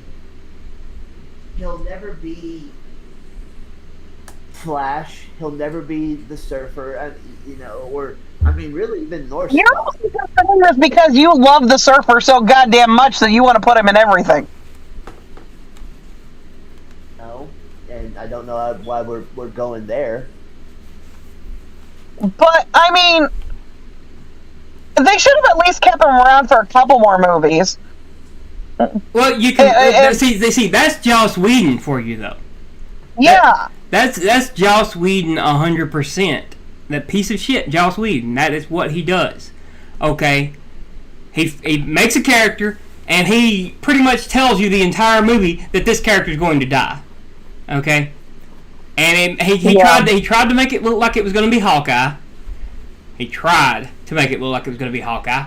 Well, the thing is, there was already plans for there being a Young Avengers, which means that Hawkeye had to meet Kate. So he decided, like, oh, well, I'm going to kill Quicksilver because nobody will expect me to kill a brand new character. Guess what? It's Joss Whedon. Everybody could see it coming. That's what the whole joke is, the whole movie, right? Bet you didn't see that coming. Yes, we did. It's obvious because you're not going to kill Hawkeye in this movie. You need Hawkeye. You need Hawkeye for a future movie. Or maybe they didn't. They only could use him, or wanted to bother using him for a movie, so they're not doing the same thing that the X-Men movies were doing at the time, which is having Quicksilver there. Oh no! See, this is already confirmed. This is already confirmed. Joss Whedon had to pick somebody. He wanted to pick somebody that he could kill to surprise the audience because that's his style. So he literally picked Quicksilver out of everybody. I'm not saying that's not confirmed, but we also were not there for every single. No, we weren't. And but there's also an alternate ending where Quicksilver survived, and there's a Captain Marvel stand-in there too with the Avengers. Well, all I'm saying is that you have an active Quicksilver going on in other movies, or at least going to be active in other movies, and yes, while he had to pick a character to kill, easy choice. That who am I going to kill? Well, let me kill a character that's already going on in other movies. Yeah. Well, and the other thing is it's the question of, okay, who are people going to hate me less for killing? Right, because Scarlet Witch is a fan favorite. You can't kill, Captain America. The thing is, the normies didn't know who any of them were. They didn't know who Wanda was at the time. No, the normies didn't. But Scarlet Witch over here is friggin' Elizabeth Olsen. She's cute. She pretty. Also, she girl. She lady. She whammon. And it's literally the second girl that they ever had in the Avengers. They're not going to kill her. She's also arguably the most powerful out of all the Avengers, so, there's also that. Yeah. Thor. Yes, he can still spleen blitzer, but if we're talking about pure, unadulterated, being able to... Now, again, I'm not saying House of M levels here. That's obvious that those are... Wanda is only powerful because of the source that her magic is connected to. You take that out, she's absolutely useless. You take that, absolutely. And again, that's why, even Quicksilver could beat Wanda because all he has to do is blitz her. Again, Zatanna could beat Wanda because she can do things faster than she can. Yeah. You just because someone can be beaten by lesser or not as powerful or not as directly associated with that power set as somebody else doesn't mean they're not still ridiculously powerful. No, Wanda is stupidly strong. I mean, let's not forget, no more mutants. Okay, well that's the thing. That's what we're going to say. That's a House of M level. She's not naturally at those levels. She's not naturally at that level. But she can get there when she is overly emotional. No, she cannot. No, she cannot. That is what's commonly not looked at when it comes to that story. She was in possession of the life force. That is what allowed her to do that. It was because she was incredibly amped by the life force. It's made reference to throughout the story that she threw that, and it's also one of the reasons. And again, it depends on what you view as Doctor Doom, whether he's a hero who lies or he's a direct villain who's an asshole. But when she loses the power of the life force during the search for Scarlet Witch, I don't remember the exact name of the arc. Children's Crusade. Yeah, that one. Yeah. She loses the life force and she drops in power. That's the whole reason she was actually able to no more mutants. And again, the same thing with no more Phoenix. She's amped by Hope and the Phoenix Force. Yeah. Yeah. But, I mean, there's no question that Wanda is absolutely ridiculously powerful. That's not what I'm saying at all. She is stupidly strong. But if we're talking, strongest Avenger overall, no holds barred, it's gonna be Thor. And you're talking about a dude who in the comics is millions of years old, has experience, and yes, he's kind of a dick. I think they made him a little bit too likable in the MCU, because Thor has an ego problem. Let's be real here. Thor has an ego problem nowadays. Thor did not have an ego problem. He had an ego problem on and off. Thor had a no bullshit problem. Depending on what characters you like. Yeah. Thor didn't joke around. Thor was serious. Thor took things seriously. Thor is one of the only Avengers that would make a stand up for mutants. When they would be attacked. Out of all the MCU characters out of all the Marvel comic characters, there's only a small handful that have ever directly intervened when mutants are being bullied. One being Thor, another being Daredevil. Both of those have been willing to beat up an entire mob for picking on mutants. So I'm curious. Since we talked about the House of M stuff and the No More Mutants, what do you think of the whole Unity Squadron thing, bringing in Alex Summers to the Avengers, and that whole storyline? I'm personally not a fan of Havoc, so I don't really have. And I stopped reading, or I stopped really following Marvel. I stopped bothering to keep up with after Fear itself and the Serpent. But if any opinion of Alex Summers is always negative. I know that the last straw that I had was Schism and Avengers versus X-Men, because of the absolutely the complete hypocrite they made Wolverine into. Absolutely horrible human being. The whole thing with the into AVX, which was ridiculous. AVX in general was just stupid. Like, I mean, it had some really good parts to it, but good parts do not make a good story, right? Like, So I do see one thing in there, and so I see Hale's talking about kill off Hulk and do World Breaker. I'd probably need you to expound on that a little bit, because if Hulk is dead, you can't do World Breaker. I think he's talking about the Professor Hulk. I think he's talking about just the Professor Hulk. Just bring out World Breaker instead. The thing is, I've gone over this before. They can't do World Breaker now because of Ragnarok. They cannot do World Breaker Hulk because Third Summer's brother is Gabriel Summers, also known as Vulcan, the most direct energy manipulator of the three brothers. In prison, taken when Shi'ar attacked their family in the plane. If I remember right, his mother's had died, but the fetus had not died, so the Shi'ar pulled him out and put him into a birthing tube to keep him alive. Then he was sent back. I can't remember how they. I don't think it was. I can't remember if it was explained or not. How he got back to Earth, but then the original main X-Men team get imprisoned on Krakoa. Gabriel. Hey, I appreciate it, Ego. Yeah, the other and some of their others. Darwin being the big one, go to Krakoa. They can't. Things go wrong. The original team gets out, but they're all stuck there. Gabriel somehow absorbs Darwin's powers and then ends up back in Shi'ar. yeah. Gabriel, there's a reason that nobody talks about the Third Summer's brother. I mean, he's better than Havoc. I don't know. I have a soft spot for Havoc, especially because I don't really like Scott. I'm not a huge fan of Cyclops. Cyclops is my favorite X-Men. I know he is. I don't like him. I mean, I have reasons for not liking him, but also my favorite of the X-Men is Rogue. So could they fit Hulk? They possibly could. They could force it in, but chances are they're going with World War Hulks, which is a different story. What they should have done is split Ragnarok into let Ragnarok be the actual story, and then, I mean, it's kind of just what happened in the comics. The smart one, the Illuminati, you really just have Tony by this point behind people's backs, yeet Hulk into Sakaar and didn't do the World Breaker. I mean, the thing is, they did World Breaker Hulk movie already fine with the animated movie. Yeah, Planet Hulk, yeah. I mean, you just make that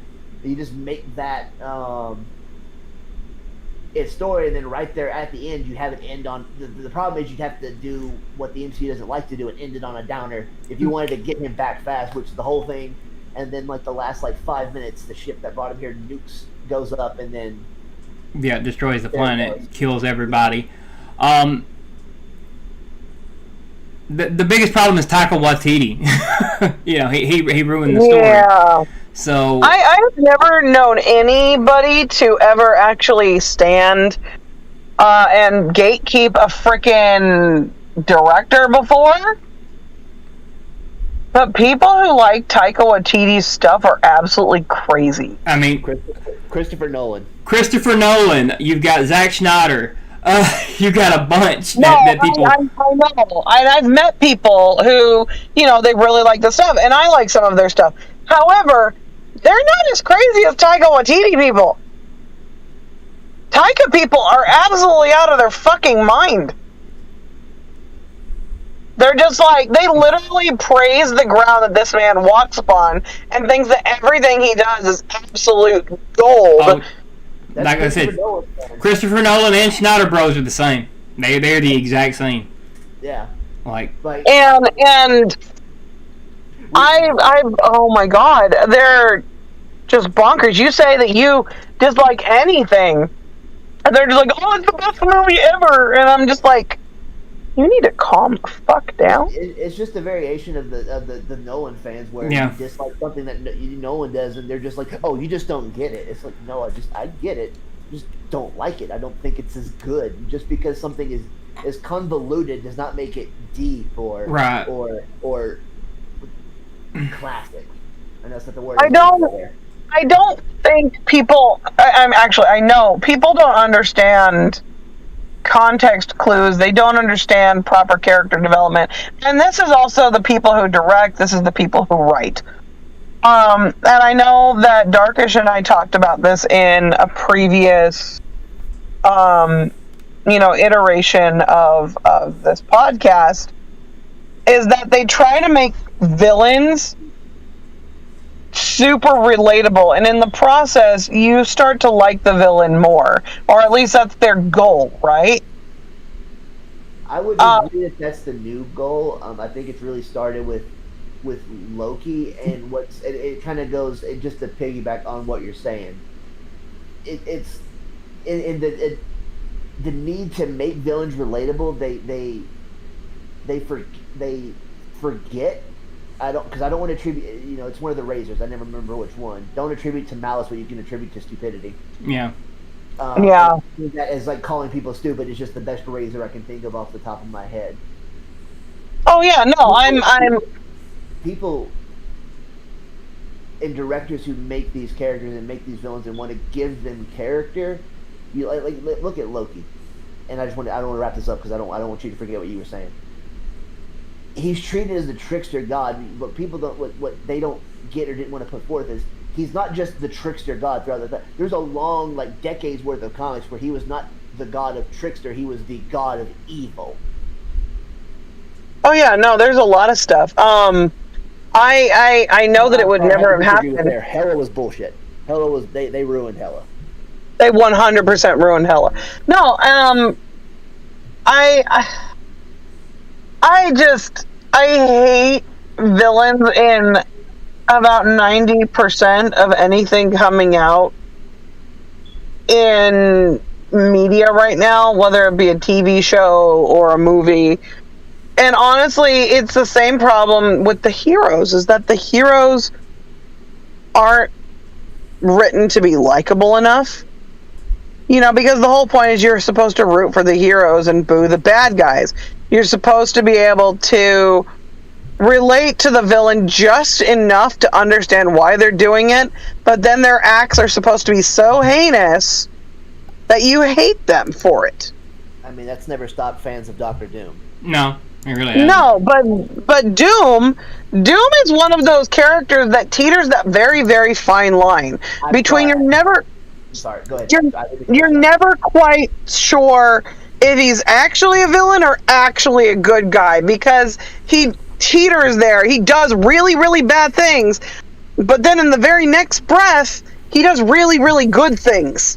I'm sorry, I have to completely disagree there. I think whatever redeemable factors Doom had, which I don't think he has any, because you look at the state of... you look at what Doom claims to be, the world's best leader. True good leaders build things and build countries and environments that last after them.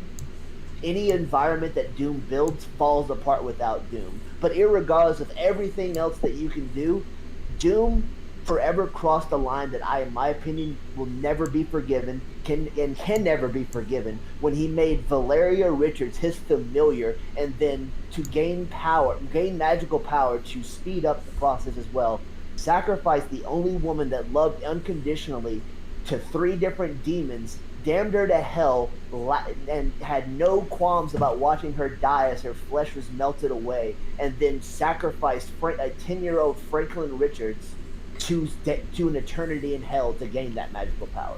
I'm sorry. There's nothing. He is a diehard, full-up, permanent villain, and there's nothing he can do that could ever erase that. When you damn then wore her corpse as armor. Exactly. Right. Made her corpse into armor. When you damn a child to hell, you are a villain. Cut and dry. But okay, it's an unspeakable thing, and yes, it's a very, very villainous act. But again, in the same breath, he's also done marvelous things that no one else has actually done, like open up, various borders to, saving people. And also, Darkish, don't you even try, because I know for a fact he's your favorite. Yes, I am a huge Doctor Doom fan, but I also know he's a villain. I think that's another really good, thing to do with a villain, is to occasionally have those I'm not denying that he's a villain. Okay, first off, I'm not denying that he's a villain. He's one of the best villains in Marvel. But at the same time, when he decides to be a good guy, he's also one of the best good guys.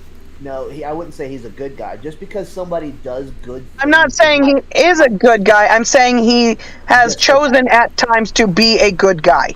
Then that's claiming him to be a good guy, and that's what I'm saying.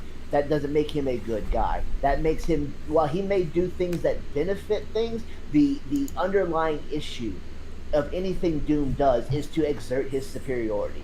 And he says it time and time again. This is a guy who, no matter how long comics have gone on, and you deal with shifting timelines and shrinking everything, he's still a guy who can't get over a college grudge that one time he might have been outsmarted or proven wrong, and he rides that college grudge enough to do some of the most horrendous shit anyone ever done while riding the plot armor and Mary Sue-ness that is given to him, because especially nowadays, he's written by people that are fans of him and therefore do not want him to lose. So now he's basically, by his new writers, given the Starlin effect that Thanos receives.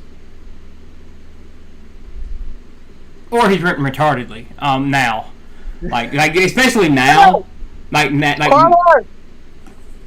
I have to say this. I am a huge fan of Doctor Doom. I am a huge fan from the old stuff, right? But that is anything after All New Marvel. Everything is trash. Okay, everything after All New Marvel is trash. I don't care what book it is. If there is a good story in it, it's still trash.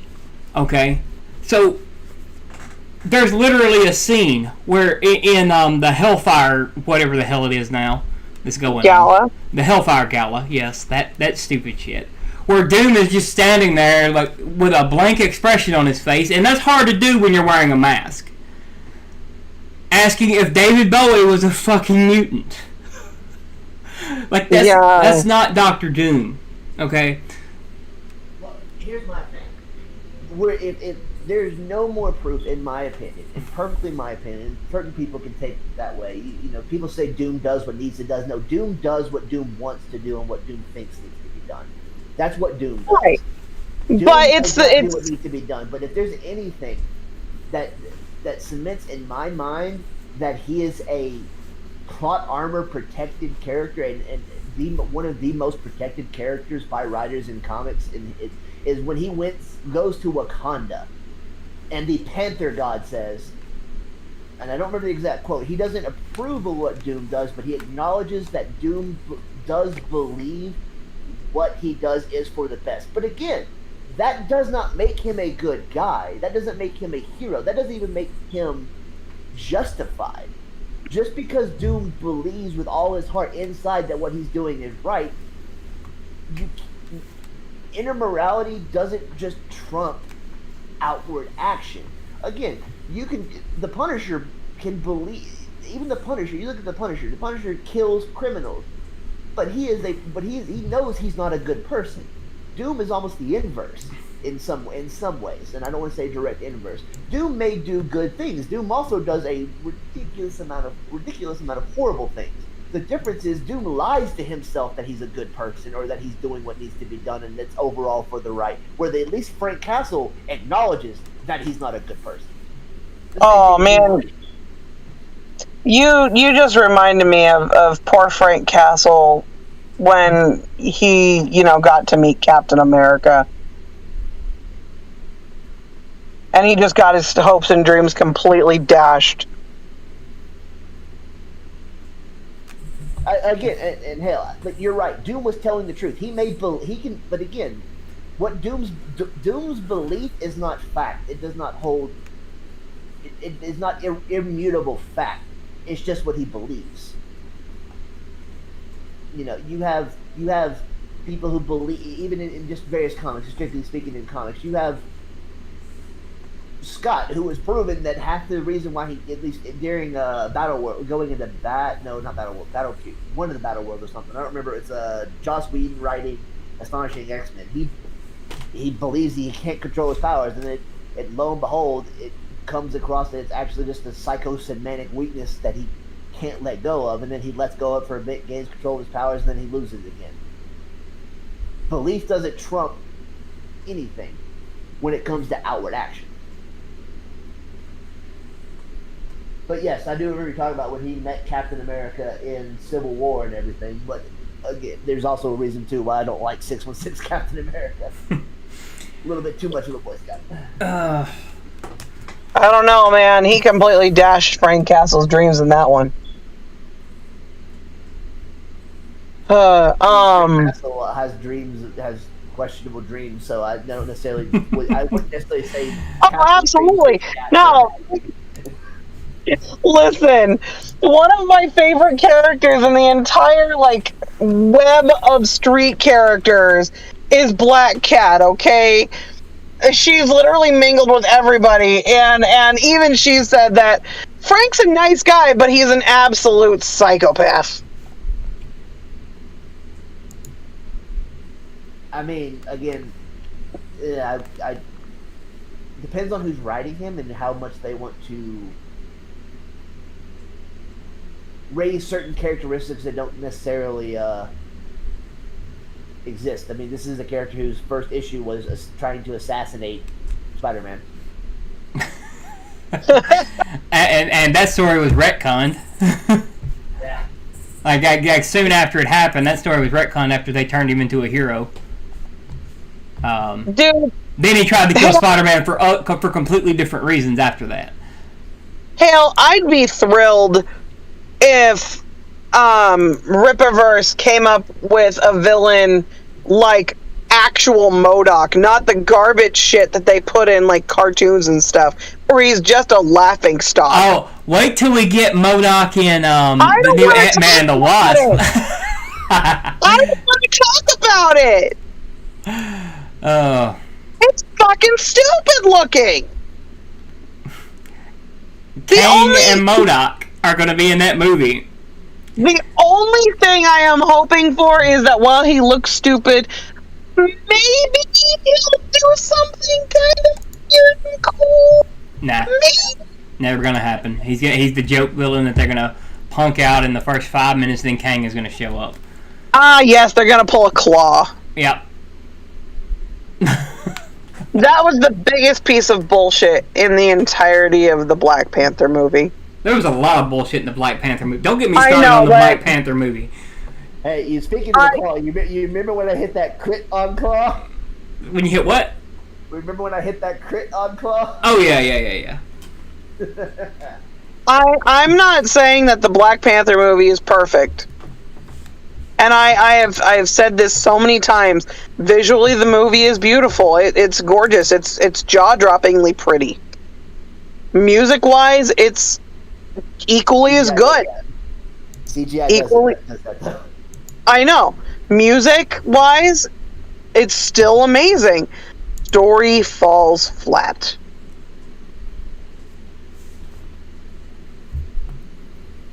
It 100% falls flat. And it does the same thing that every other Taika Waititi movie does. It mushes 2 storylines together. 4. There are 4 storylines in that. Oh, you're right. Shit, you're right. Okay. So, there is Claw, which Claw should have been the one that killed King T'Chaka. Yep. Okay. It's got M'Baku, but they have M'Baku's redemption story in it. Kind of. Okay? I liked M'Baku in Black Panther, though. They've got Killmonger taking half of White Wolf's story and half of his own. And then they've got Killmonger taking his other half of his story, right? That doesn't even fit with him. And then the whole movie is in a therapy session. Yes. And then, but you do know one thing about the MCU Black Panther that you don't learn in the comic books. You know what that is? If you're a villain, Black Panther will sit on the side of a mountain with you and talk about your feelings. Because he does it twice in the MCU. Yep. If you are a villain, he will sit on the side of a mountain and talk about your feelings instead of whooping your ass. Yeah, because he did it in Civil He did it with Zemo, too. War. And then he did it in Black Panther. To Yep. be fair, though, Zemo's not near the irredeemable asshole that he is in the comics. Very true. I would have absolutely loved if Zemo was like he was in the comics. Like, you want to talk about an irredeemable villain? I love Zemo. So Zemo is one of my favorite characters. That was the most disappointing fact of Falcon and the Winter Soldier to me, is that Zemo was not behind everything. Like, Zemo should have been the one in pulling all the strings. He should have been whooping everybody's ass in that fucking show. He should have been beating those super soldiers down and killing them himself. Oh, abso-fucking-lutely. No fucking joke. Real quick, I just got sent this from some people. This is a real issue, apparently. I don't know if y'all want to look into it more, but this is for everyone who uses Discord. There's a massive glitch with Discord where any change in your profiles, whether it be profile photos or basic information, will result in your account being banned/disabled. This is like currently a real issue. It's coming from a Kiwi Quest. It's off of Twitter. Yeah, just so I don't know if this is completely real. I'm hearing an update that this is real, but just so y'all know, so nobody loses their stuff. Yeah, don't change your shit on Discord right now. Not yet. Not yet. Not until it's cleared up. Yeah. But friggin' I love Zemo. However, I gotta tell you, they cast well, I guess she's gonna be called Songbird, but they cast Screaming Mimi, right, for the MCU? Yeah, did they? Yeah, they did. It's the same girl who plays Max. Max. Oh, okay. Stranger Things. What's her name? She's got a really cool name. I can't remember. I don't know, but hey, so she's gonna be Songbird, or she's gonna be Screaming Mimi. Well, I don't know what they're gonna call her. I think they're calling her Songbird. For the Thunderbolts.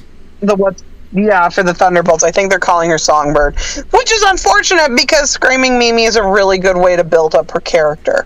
Which they're going with the Zemo Thunderbolts, so it's going to be. Hopefully they'll do it right, and it'll be Zemo as Citizen V, Screaming Mimi as Songbird. They'll build them up. I know Titania is going to be in it instead of instead of Moonstone. Yeah. I actually really like Sadie Sink, and I know that they can age her up very easily just because of photos that she's taken. She's. What's that?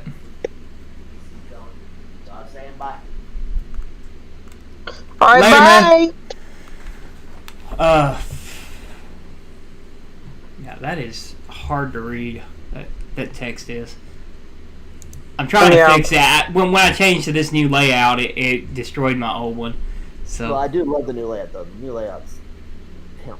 Oh yeah, it's dope. Oh, did y'all get to see my intro? No. All right. Yeah. We've been dealing with some crap today, involving the house and my family. Yeah. All right. Somebody send a message. Let's see let's see if we can read this color a little better on the blue. It'll be easier everything will be easier once I get this back wall covered. There you go. Message. Wait, no, you said send a message. Yeah. A message, okay. There you go. I'm excited about. Okay, that's as long as it's on me, it's good. So. Because I think she's cute, and I don't think Songbird necessarily needs to be sexy. That's some Doom maternal colors right there. I approve. No. Take a look at this. Right, like let me show you my new. I'm going to show it to you. I'm not going to play the song with it. What's up, Dylan? My opinion on Screaming Mimi or your Songbird look is I think she needs to have that Lita Ford, like classic Lita Ford feel. Though. Yeah. Yeah. Take a look at it. I'm highly gonna go with the 80s rocker look, but I mean her Songbird look is just I like her Songbird look though too. Ooh! Oh! Don't get it! I like it! There's so much fire! Yeah. So many fires! I got a song to go with it too. Okay. And that's my starting screen. This is a wonderful point for me to leave you. I have to go. It is entirely too hot in this car, and I'm gonna die. And then that's the regular setup. I love like the door locking. That's the game setup. See you later, Quirk. Bye. Yeah, I'll play the song on my outro so y'all can hear it, for sure. Cause I didn't. Yeah, a lot of people weren't on when I played it earlier. So this is not the guild setup is the same as the old one, the old setup. So this is just going to be my setup from now on. It works a lot better for my solo stuff, but the guild one is the old one. Mm-hmm. Gotcha. So I want to differentiate the two, and nothing screams villain like fire. So. But I did see something that Hale said about Hela being, done right, and I will say this: I will completely agree with Hale about what he was saying about at least they didn't try to make Hela redeemable. Yeah, I agree. I'll give it that. A couple of things that really bothered me about how Hela was done in general is one, they made her the son, another child of Odin. Like, stop. It's never been a part of her backstory ever, unless they did something new in the comics that I don't know about, which I don't think they ever have. They changed something when it was what's the little girl's name that was Hela? I can't remember her name. It was Kid Loki shit. They changed something right there with her backstory.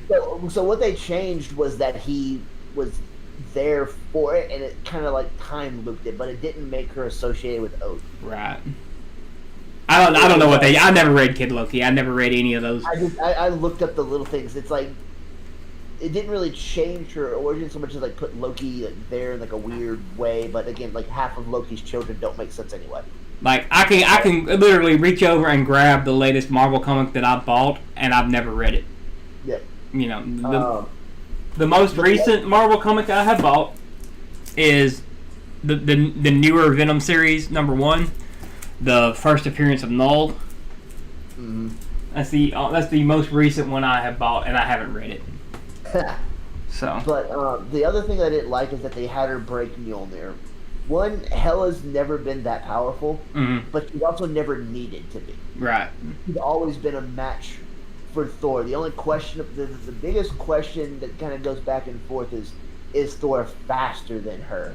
And movement speed wise, generally been yes, but when they get into crossing blades, they're always usually even with Hela coming out on top sometimes, Thor coming out on others, and the only time I can really remember her starting to gain a direct advantage in combat, and again, I haven't read a lot of the old classic Thors in years, so there certainly could be one that I don't think about, but she also wasn't that much of a recurring villain directly for him.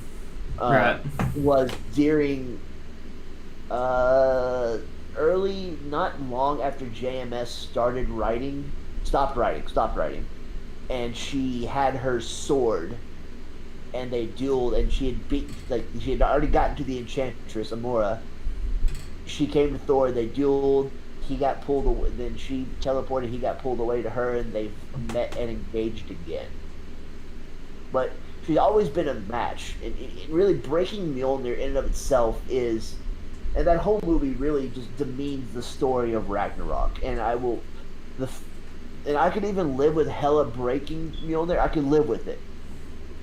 What made that movie cemented as, in my opinion, the reason why I stopped really watching the MCU and only watched really like Endgame. I still haven't seen Guardians 3 and a lot of them. I barely pay attention to Guardians of the Galaxy 2. I think I only watched it because it showed up on Netflix and stuff like Guardians 3 is not out yet. I don't. That's but see, that's how I was saying. Like that's how much I've actually paid attention. Yeah, it's not out yet. Is that just speaks to how well I paid attention. It's just literally been a trash fire since. Yep. So is when Odin comes to Thor, is whether it's a spirit or it's just Thor through blood loss or whatever. I don't know the context entirely. I think it's sort of a mixture of both of them, make it clear. But I've seen the scene, and he goes, "Are you Thor, God of Hammers?" And that will always burn me. It will always burn me because I remember reading Ragnarok. It's definitely one of the highest Thor stories out there. Mm-hmm. Even if the writing, it can't necessarily be good, just the whole context of everything and what Thor has to go through. But he's fighting two of his old villains, and he's engaged in a grappling match with one of them. Mjolnir has been broken by this point, and Thor himself, in this moment, in this fight, says to the it's a wolf beast. I know it's not. It's not Fenris. It's something else. I don't remember his name, and I apologize for that. But he goes, "I realized something. I've leaned on Mjolnir far too much, but Mjolnir is but a tool, and I am the god of thunder." And he calls down like a dang near mega particle cannon blast of lightning, and well, really just energy, and it just wipes the dude out. It takes everything out. Like Thor himself has that revelation. He states that revelation in open combat.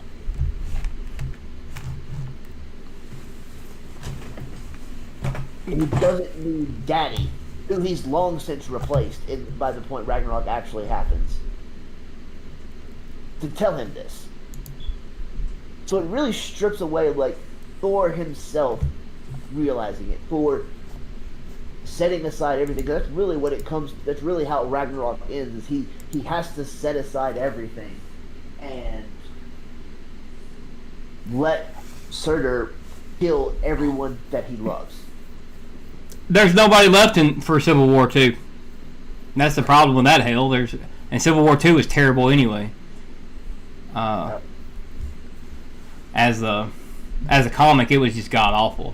Like it was unreadable. It was Minority Report meets superheroes. I mean, you're exactly right there. That's where they have to sit there and somehow.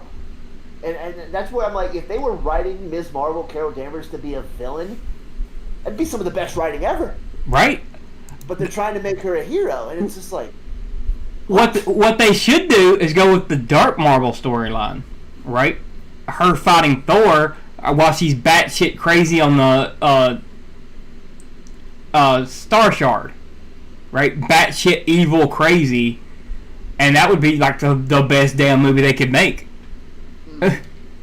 Like that's one of the better news stories, believe it or not, is one that involves her, and she gets hot again. Evil jacks up the IQ and makes her hot for some reason. No, they won't do it. They'll never do it.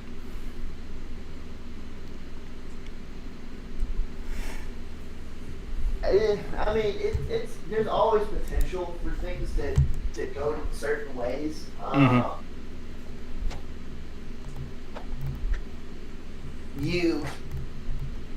And again, I'm certainly tied into the old stuff. Just the new stuff doesn't appeal to me. I started really checking out of the movies when they messed with the Wonder Woman storyline, like they did with the Wonder Woman movie. Is when I knew that things were they were not being written for me anymore. Right. And, because I love George Perez's run on Wonder Woman, his reinvention of Wonder Woman, making her such a humanist and really bringing back that and tying in that Greek mythology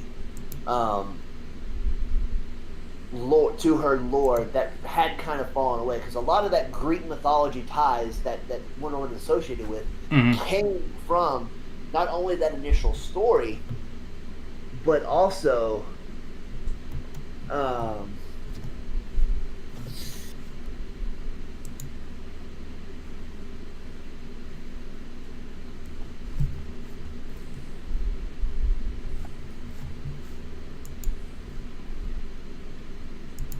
But also, are you still there?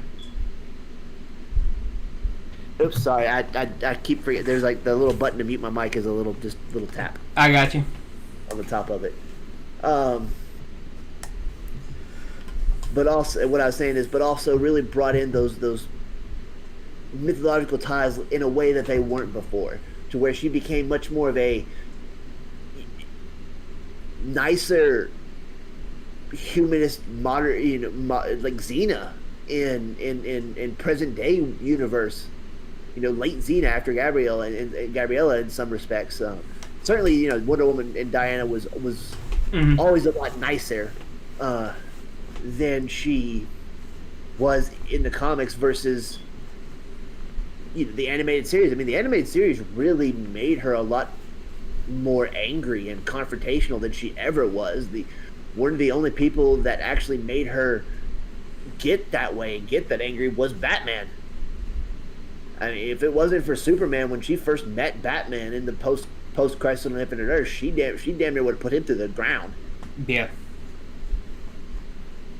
because of how brutal he was. She did not approve of his methods. It's only from the animated series that any real thing kind of started building from them. That's why, like, it always kind of surprises me when things that happen in like the series are automatically assumed to be the way things are, and they don't separate from that other universes. Certainly things can be fine. Obviously, you have a cartoon and it's its own continuity, its own story, and they want to do that there. That's fine. Like, again, like the newest thing that I can think of to kind of make my point is like the Daredevil Netflix show. I know a lot of people love that show. I don't. I don't. Foundationally, one of the biggest problems I have with it is it does the same thing everyone tries to do with Daredevil, and it brings the Kingpin, Bullseye, Elektra stuff, by season 2. And it really loses a lot of how much and how bad things got between Matt and the Kingpin by just having that happen so early. It really does. That has actually been one of my biggest complaints about the entirety of the MCU and that universe right there is everything happens too fast, right? It's not where it's not where it's good, like where there's actual storytelling involved, but it's the fact that we are already on the Young Avengers after 10 years. Okay? After just 10 years of it. And maybe a handful of actual stories that happen between these characters. Right? There's a bunch of characters that are jumping the fence. They're getting ahead of the others. There's a bunch of characters getting left in the dust or getting combined with other characters. Right? Mm-hmm. And the biggest insult that they could have given us, period, about this stupid-ass world comes from Multiverse of Madness.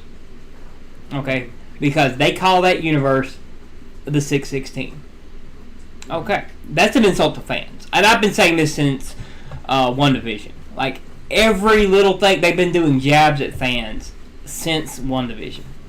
Okay? Literally. Like, that's one thing I cannot stand. Like, they were doing it before. But now they're doing it. They're more obvious with it. Mm-hmm. Like, every little thing is just insult after insult from them. WandaVision insulted comic fans by using... they insulted the Fox fans. Is what they did. The fans of the Fox X-Men movies. They insulted them. by throwing Quicksilver in it and then it being a fake, right? That's insulting to those fans who watch this show only for that, right? To see the tie-in between the Fox stuff. Yeah. And then it was like, nope, fuck you. You don't get it. Then there was hold on, I'm also fixing my damn chat here at the moment. Okay, so then there was the insult from Falcon and the Winter Soldier was Zemo. Okay, so that shits on fans of Zemo, 100%. It does, and it made fans for Walker, which U.S. Agent didn't have fans before that. Not really. I don't know, but I'm sure he had some. He had a few, but like he didn't have too many. And it was kind of funny on Twitter. Like they were trying to attack a fake account that was set up for the actor that plays him, because like you're not Captain America. Like no shit, he's U.S. Agent. Shut the fuck up, right? Yeah. Like he's playing a perfect U.S. agent. Y'all leave him alone. You know he's unlikable. Y'all don't understand. He's not supposed to be liked. But every little thing that they Loki with the Infinity Stones, that shit's on every single fan of the MCU who is a fan of that. It shits on them because of the damn desk drawer full of Infinity Stones, right? That were powerless. Yeah. That shit's on, and then they keep doing it, right? Throughout that whole show, they just shit on fans. And if you go back and watch it and pay attention to it, you can see it. But I'm not gonna watch it again, for sure. I'm done with it. I'm done with the MCU 100%. I'm done with the video games. I mean, there might be a video game that comes out that like we play Avengers. You know, we will go back and play Avengers, multiplayer. But that's all we do. We play Avengers, right? And we play multiverses. Yeah. Like we do play those, but that's only because you can't go back and play Ultimate Alliance anymore, right? The servers are dead for Ultimate Alliance. They won't remake those, right? The good games. Yeah. The good game and a half. Half of the second one was good, and that was the combat. The story was shit in that, but it was still a fun game to play. I haven't played the third one because it only came out on Switch. But it's alright. It's a little bit more comic booky than I'd say it has more ties to the first one versus the second one, which I enjoyed a little bit. I didn't play very much of it, but right. I did enjoy that a little bit more than the second one.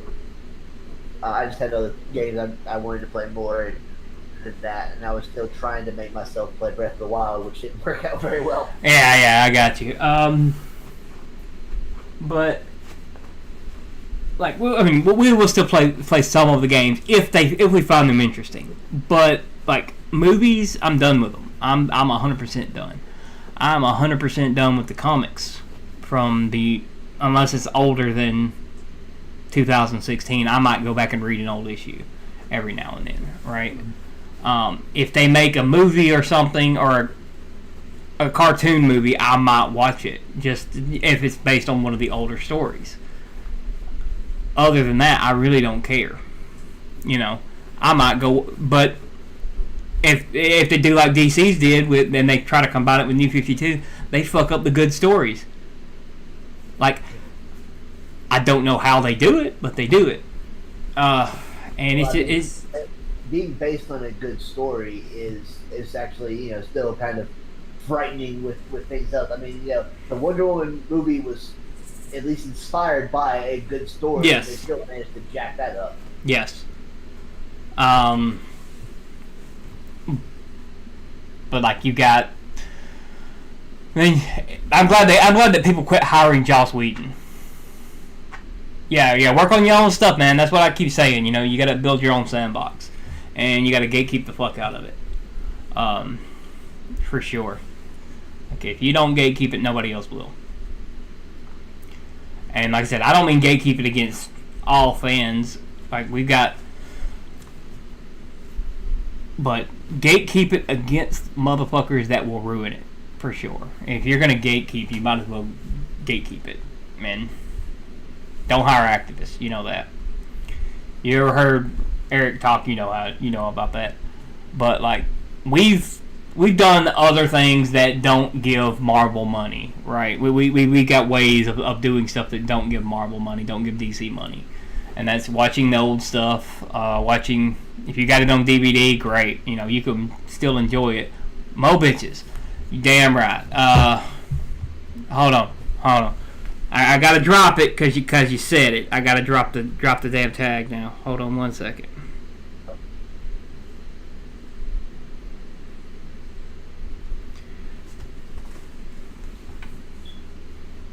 There's actually a command for that.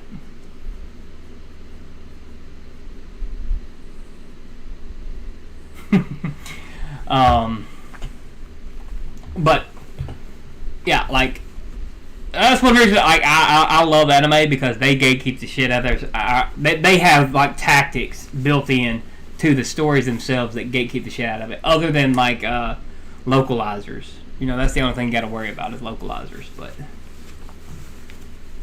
oh, nothing. That's a command. Mo bitches is a command in my system. It says don't be stupid.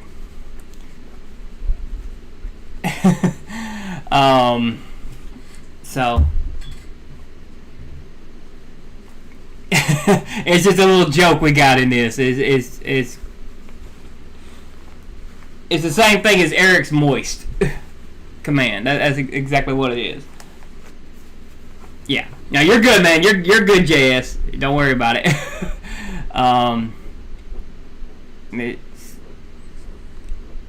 But yeah, it's we can gatekeep the fuck out of our shit, and we can protect the fuck out of it. We can do it as fans. We can do it as whatever. We've seen what happens when people who either act in bad faith or stupidity get into our fandoms. We've seen it. We know what happens. It's happened to every fucking fandom we've got. Right? There's not one of them that's safe other than anime.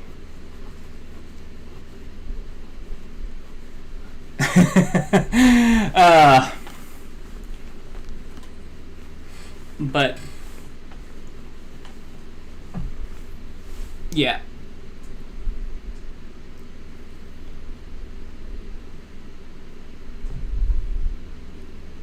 Hey, what do you have to say about it, man? Like, gatekeeping the fuck out of shit. Or I really wish we could have gatekept He-Man better.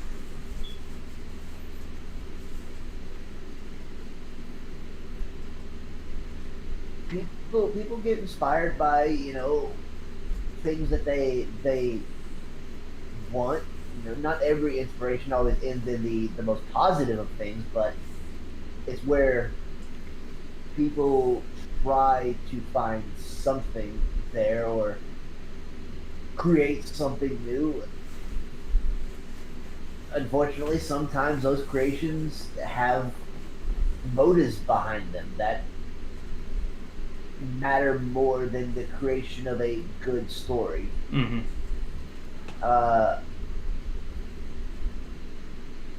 And that's where the bad things happen.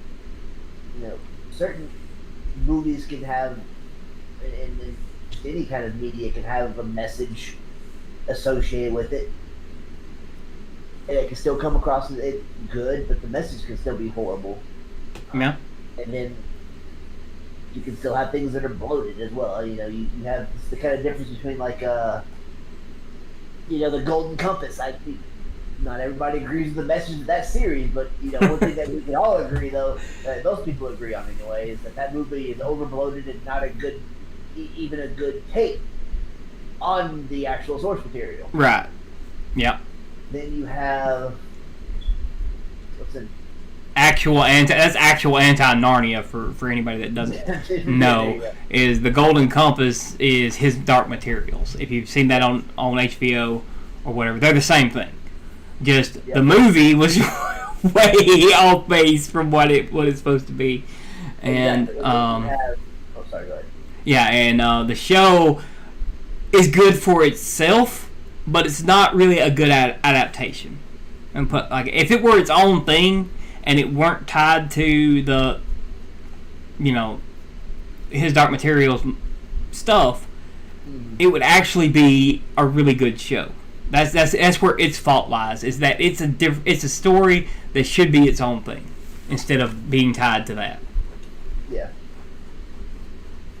And but then going back just to my point, so my comparison real quick, and just with something that's good, but you might not necessarily agree with the message. Like the Lion, the Witch, and the Wardrobe, and the Narnia movies.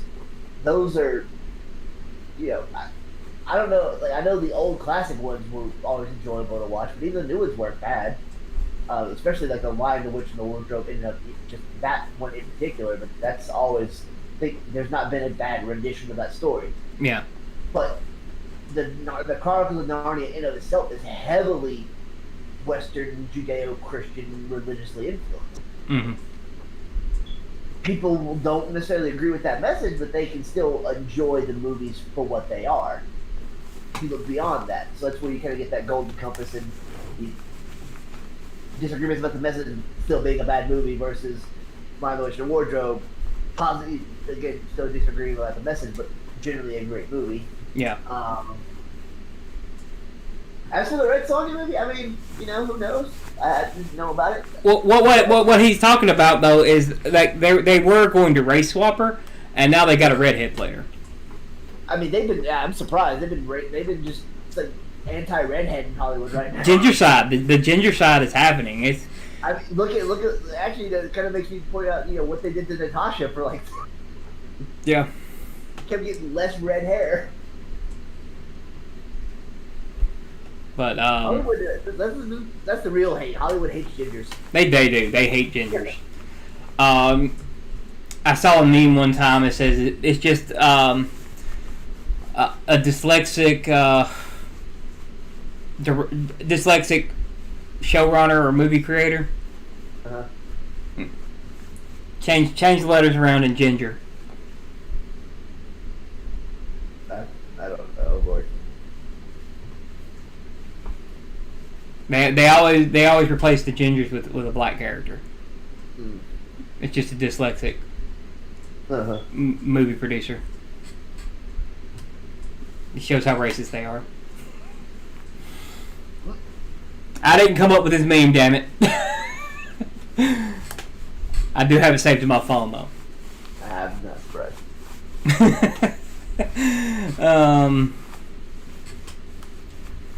I mean, I still have the before and after Jason Aaron Thor meme. Yeah. I'll never get rid of that.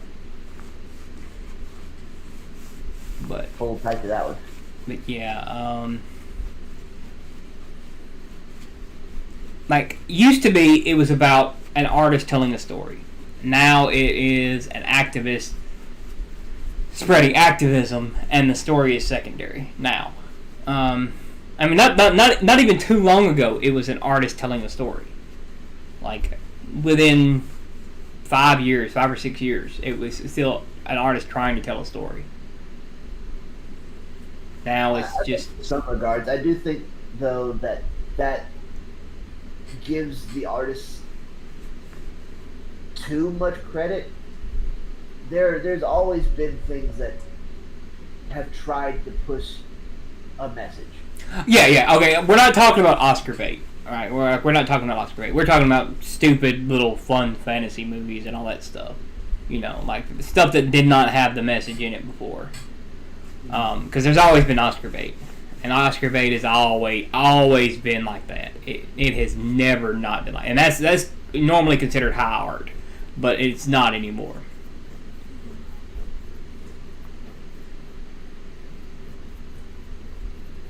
There's a paper going around the Hollywood.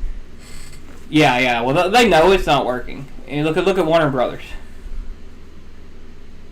Look at Warner Brothers. Like I said, it's more about the art. It should be more about the art than it is the activism. So they need to, like I said, they need to just fire everybody who's working for them. Everybody who told them that that's the way to go. That's who needs to be fired for sure. Like the marketing teams and those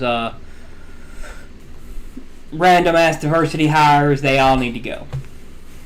WB's trying to turn around. I don't think they are going to 100%. I don't have any faith in the comic books at all because they're not going to do what's necessary. But hire people that on merit, not anything else. That's all you got to do. If you hire people based on merit, then you may have a bad movie, but it's probably not going to lose you millions of dollars. Right now, Amazon is banking everything on the Rings of Power, and it's going to fail. Yeah, there is no way that can succeed, and they will change the numbers if they have to make this thing look like a success, to make it look like it's got money. Let me just add to that. I mean, look at, so much of the perception of things is verbiage. You look at the She-Hulk numbers. They say, oh, it has twice the debut viewers that Ms. Marvel had. When you look at the numbers, it's 4. It's a little less than Hawkeye. Yeah. But it's all about word choice. Yeah. It's all about word choice. You can say 90% of those sampled approved of Coca-Cola. But if 90% is 10 people, and then another survey says 50%, but 50% is 100 people, which one was liked more? It's that's why wording is always really the key in presenting whatever you're trying to say. Yeah. It's kind of that discussion where we always, we getting things not misunderstand what you're saying because just wording is right. Different. Words matter. Exactly. Words matter, and we've been in dozens of arguments because we were saying the exact same thing, just different ways. Mm-hmm. Dozens of all arguments, just because we were literally saying the exact same thing, but we were saying it different ways. Yep. Oh yeah, because we certainly don't always agree on on everything. It took we certainly had very, very vastly different opinions on Batman for many years. Oh yeah. But those were some arguments. Right? Oh yeah. That led to a lot of arguments, but and to this day, Deathstroke is really the only one that I'm a fan of still. Out of all those, I'm a massive fan of. Yeah. I would have actually went and watched the Batman movie with Ben Affleck fighting Deathstroke. I would have watched that. Yes. That would have been a perfect Batman movie for me. Even if the story wasn't as good, that would have been a perfect Batman movie for me. That's all I really wanted out of the Schneider version. I'm never going to get that. Yeah. So, when they start blaming the fans, Yeah. Start blaming the fans, yeah. But and that, in my opinion, that comes from the mindset. It's easier for the human being to place blame than take responsibility. Yep.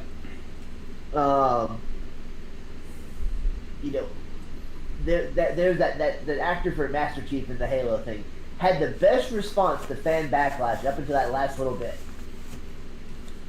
Do you remember when I read that to you? No, I don't remember. He said something like, we're just gonna keep trying. He wasn't attack. He didn't really attack it. He went up into that last little bit there, and I was like, I almost had the perfect response to people hating you and hating what you're doing right now in your adaptation. You had that add in that little bit right there about attacking the fans. Yep. And it wasn't the most overt attack, and it wasn't the most direct that's ever been done. Like the woman who attempted to play something that called itself Faye Valentine. Oh, that's snarky shit. Yeah. Yeah. It was, but it was almost really something. Oh, I haven't seen it. I haven't seen it. Hell, I don't know. That's what I hear. I'm just saying, like, my only point being, he had a really good, solid response to the backlash up until he added this like little snide comment. I was like, bruh, you were almost golden. You were almost golden. Then you did that. Yeah, Henry Cavill had the best. He had the best response to it. Yeah. Like, he said, I'm not going to call fans toxic. They're passionate. Yeah. And he's not been. I can't remember. I know there's a couple of people who said that, but a lot of what the hate that he got for his movies because people generally don't people have it in their head, and just in a generalized sense, that Superman's fights don't cause a lot of damage. And every time, I ran into that all the time. I mean, you remember when we used to run into that stuff, back years ago. Yeah.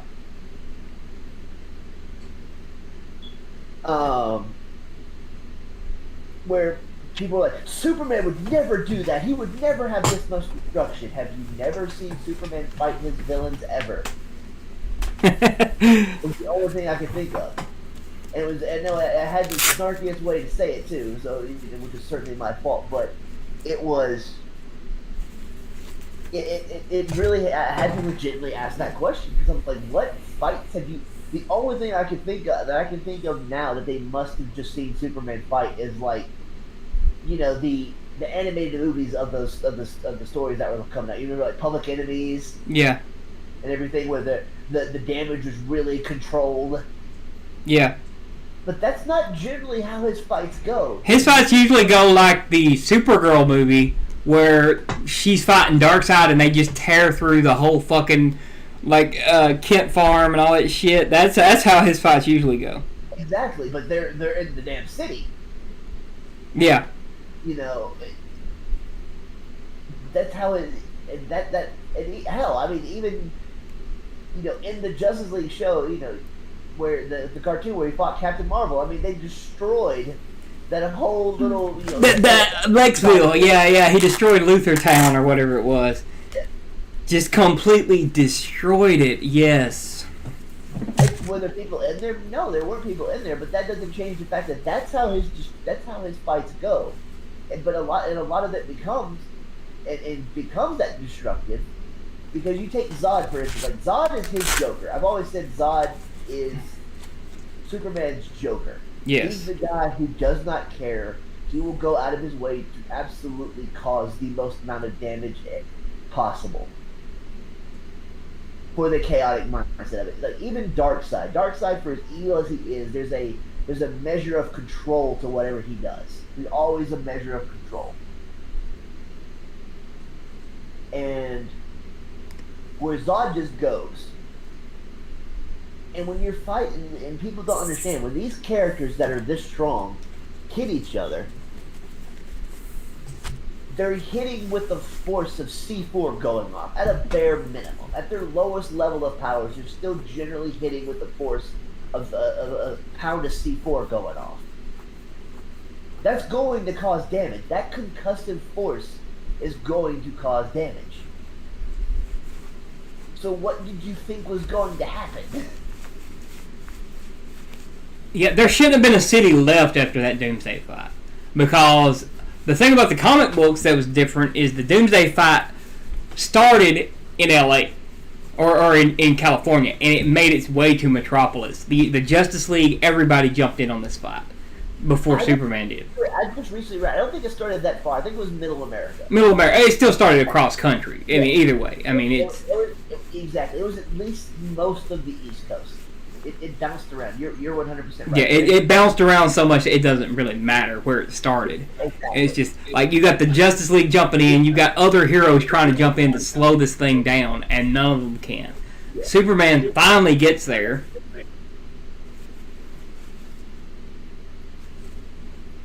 and Yep. it was more controlled after that. Like when Superman got there, he started controlling the damage. So that's where I will say no. Because you had what you have to remember is that the Justice League at the time was like the C Squad. Yeah. You had Booster Gold, you had Fire, you had Guy Gardner with the accordion ring. If he was, because I think he still had the accordion ring. You had Fire, you had Ice, you had Ted Cord, and you had Martian Manhunter, but currently he was going by Bloodwind, so he was nowhere near I think it was later revealed, if I remember, that Bloodwind was Martian Manhunter, but still, he was nowhere near as powerful at that time as he normally was. The biggest dog you had on that Justice League was... So he didn't drop in the comics. He didn't drop in. He did not drop in at all. He was actually in a cave, and he busted out of the holding cell that he was in. He was already on Earth when he broke free. Yeah. The biggest dog you had on the Justice League was Maxima. Yeah. And because I always remember, because Superman is doing a talk show and he's being talked and he's just doing an interview while they're getting. You had Flash. You also had Wally West. So yeah, no, I forget. You did have Wally West. Mm-hmm.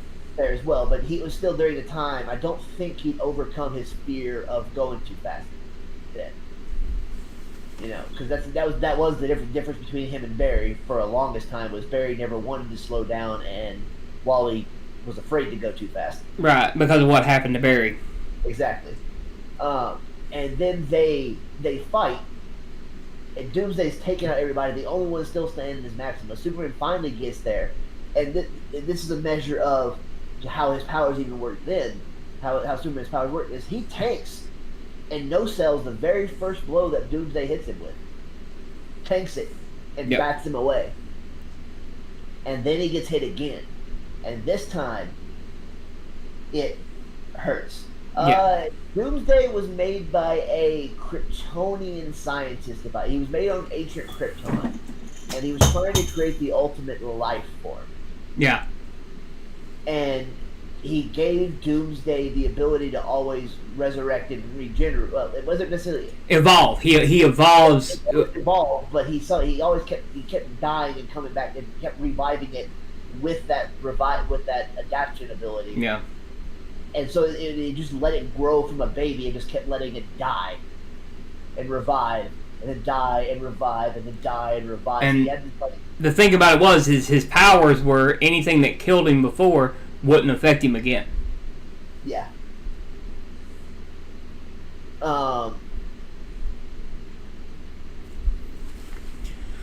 And I think still some, because I mean there had to have been deaths where he died by concussive force anyway. So yeah.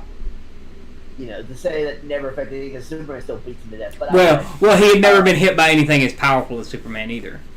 But what I'm saying is like concussive force death is still concussive force. Because you remember but after that fight though, Doomsday is never as powerful again. That Doomsday is never as powerful again. Hunter Prey, and then to kill him again, they had to. It was during Our Worlds at War. They had to send him. They had something. I don't remember exactly what happened, but Imperiex killed him. Yeah. As for who would do that, question: do you know why Superman Doomsday happened, or the Doomsday storyline happened? Just before I go off on a little backstory here, I don't want to just bore people. We're down to 4 years anyway, so anybody that's rocking with us now is going to rock with us the rest of the way. Yeah, this is very true. Oh God. So going back, but I'm still saying concussive force, still concussive force. So for those that don't know, if you ever want to watch the whole documentary you can find it on YouTube, or I can go hunt it down. It's off on the Superman Doomsday DVD that came out, which was the best take on Doomsday in that fight. Yes, yeah, not the one that The New 50, not the second one that the New 52 did, which The old one. the older one, yeah. The old one. Because, I mean, again, the New 52 one, I'm sorry, there's no way you have the biggest doll. You have Hal Jordan, Wonder Woman, and Superman could have all taken Doomsday by themselves back in the day. Yeah. Yeah, Doomsday was not... By the time it comes to New 52, Doomsday wasn't even a real threat anymore. But I'm just saying, like, if you told that same story with Wonder Woman and Hal there, no, Doomsday doesn't live. No. He did Into the Sun. Yeah, Doomsday does not survive that. Yeah. Like, So, just the backstory. The whole reason why they kill off Superman, they do that storyline is back then at that time there was 4 comic books for Superman running. You had Action Comics, you had Superman, you had The Adventures of Superman, and you had Man of Steel. And at the start of every year, all those writers and artists and everybody involved would get together. They'd spend an entire weekend like a room, and they would plan out the entire year's worth of stories. So that year, the Lois and Clark, The Adventures of Superman with Dean Cain playing Superman, had come out. And it got to their ear, the writers of that TV show's ears, that this was the year Superman and Lois were going to get married. The writers of the comics did not want to do the 9-year long, like, Silver Age, Bronze Age, Silver Age, Golden Age courtship stuff. They didn't want to drag it out like that. The writers of the TV show complained to Big Daddy, like Warner Brothers, who then said, you can't get them married. So that threw their whole plans out of the window. So they were working for extra days trying to figure it out, not really sleeping much. And there was this one dude whose name I can't remember, but he's in the documentary, and he says, well, let's just kill him. And they were like, no, we're not going to do that. We're not going to do that. He said, yeah, he just kept saying it. Till one day, they were all like, yeah. And that same dude, I think it was the same dude, had a creature called Doomsday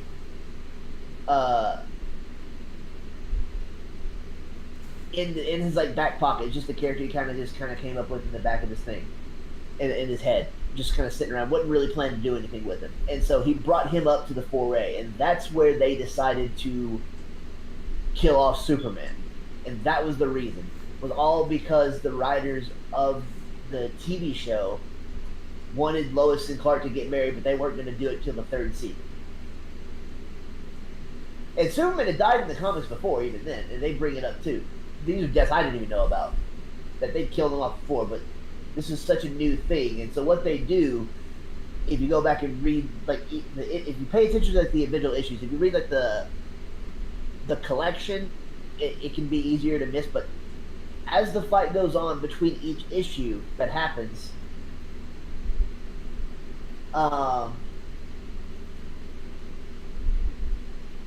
he didn't really ever die again. After that, not in the comics, not in Post Crisis. Silver Age and Golden Age, that killed him off a few times. Yeah. But this was a new thing until Blackest Night, but that was Necrons using anyone who ever died. Yeah, that one didn't count. Yeah, but with was it Earth 2? Didn't Earth 2 Superman die at some point after that though? Like, he died in Infinite Crisis. Infinite Crisis. Okay, yeah. Yeah, because they were actually, so if you remember, I'll finish up with the Doomsday thing. So what they do, as the fight goes on, they have like 5 panels a page. Then they have 4 panels. Then they have 3 panels, and then all the way down to the very last issue where he dies, everything is 1 panel of action going on, and that's to elevate that fight. Yeah. Which leads into the reign of the Superman. Then you had Superboy, Steel, Cyborg Superman, and the Eradicator. As for Golden Age Superman, so with him, he was one of the last remaining people that survived the Anti-Monitor's destruction of the multiverse. It was him, Earth 2 Lois, Superboy, Prime from the Prime universe, and Alexander Luthor from Earth 3. Yes. Then he dies when Superboy Prime is going crazy. And Superman New Earth and Golden Age Superman are fighting each other.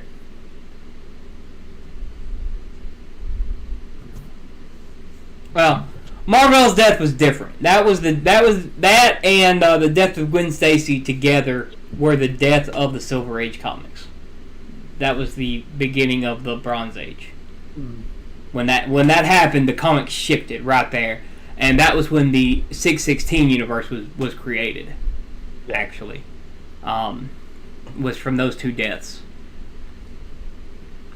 The point with Superman dying was just to kill time. Yeah. So they could allow the show to catch up, and then these writers could kind of explore these characters they've had in the back of their minds, because they had to do it. They were told by high executive mandate, you're not going to marry Clark and Lois until the show does. So fuck you. Yeah. And now it's like, well, what do we do?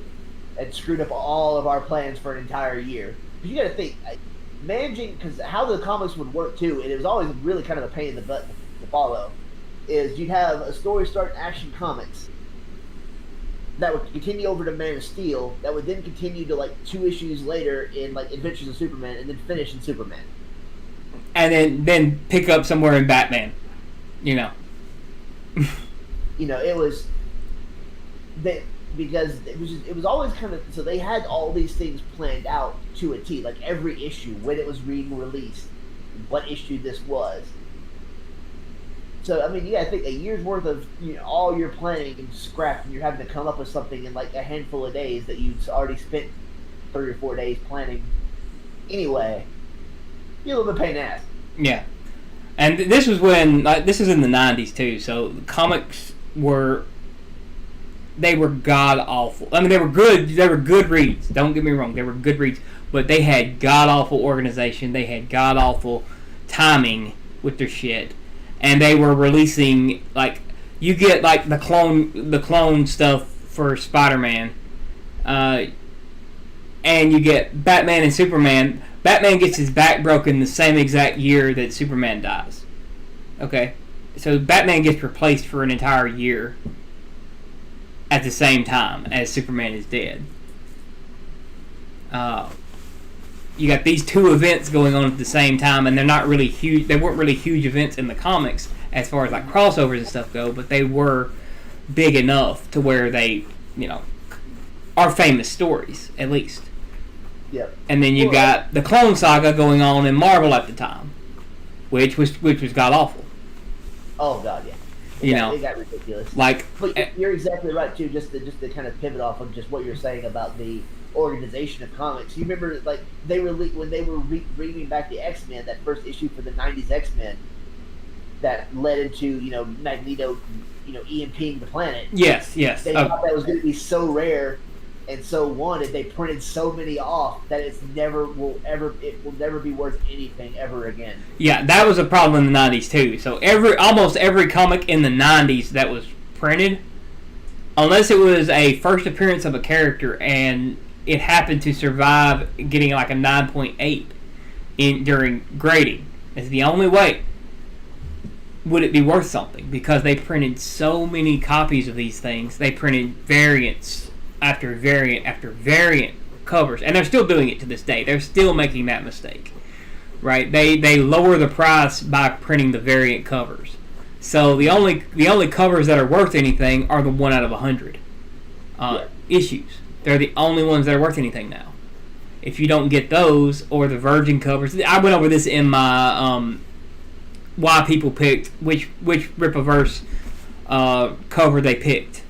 Right, I went over this a little bit in that as to why people picked those variants. But Marvel has so many variants. They got J covers. I think J is where they stop on there. Maybe K. But they have that many covers. And then there's only 1 out of all of them that's actually worth money. And that's if they introduce a new character to it. If they don't introduce a new character to it, the 1 out of 100 cover is still not worth $100. But you have to pay $100 to get it from a store. Yeah. At least $100. No, sometimes they'll charge you more than that just because of how much they had to pay to get it. And but the thing with Batman's back broken, I don't know. Like I don't think they've really ever talked much about why they did that. They didn't. It was just literally they were going with a more brutal Batman. Is what they were trying to do. They wanted to go into the 90s. They were competing with Spawn at the time because Image was actually doing good at the time while everybody else was doing shitty. So, like, you had Batman comics would sell, but they were the only ones, and they didn't really have a brutal hero at the time in DC, other than Deathstroke, and they had just ended the Deathstroke run. Yeah. Right? Deathstroke was actually a really high seller back then, but they let Slade get erased until the Teen Titans cartoon came out. After that, like they didn't use him a lot at all. Like it was very rarely, except for like in Teen Titans books. Yeah. And the 90s didn't have a lot of Teen Titans books, by the way. They didn't have hardly anything as far as that goes. The new Teen Titans, which was great. The new Teen Titans was 80s. Yeah, well. That was the 80s. They had the 90s. They were still going because they didn't kill off Donna Troy until the 90s. Well, I'm not talking about. Okay, so this happened in 94 or 95. When they did this right here. So this was the middle of the 90s. The Teen Titans were still going on. No, don't get me wrong, but there wasn't a lot for the stuff that they were doing, right? It was they were trying to bring in Superboy. They were trying to they didn't have a Supergirl at the time other than Matrix. Well, I mean, yeah, you know, you're right about that one because they had Superboy, they had Matrix, but Donna was dead. Donna was dead before this. Donna died before this. What I'm saying is, you had Dick tried to disband the Titans, but Roy got them back together. Yeah.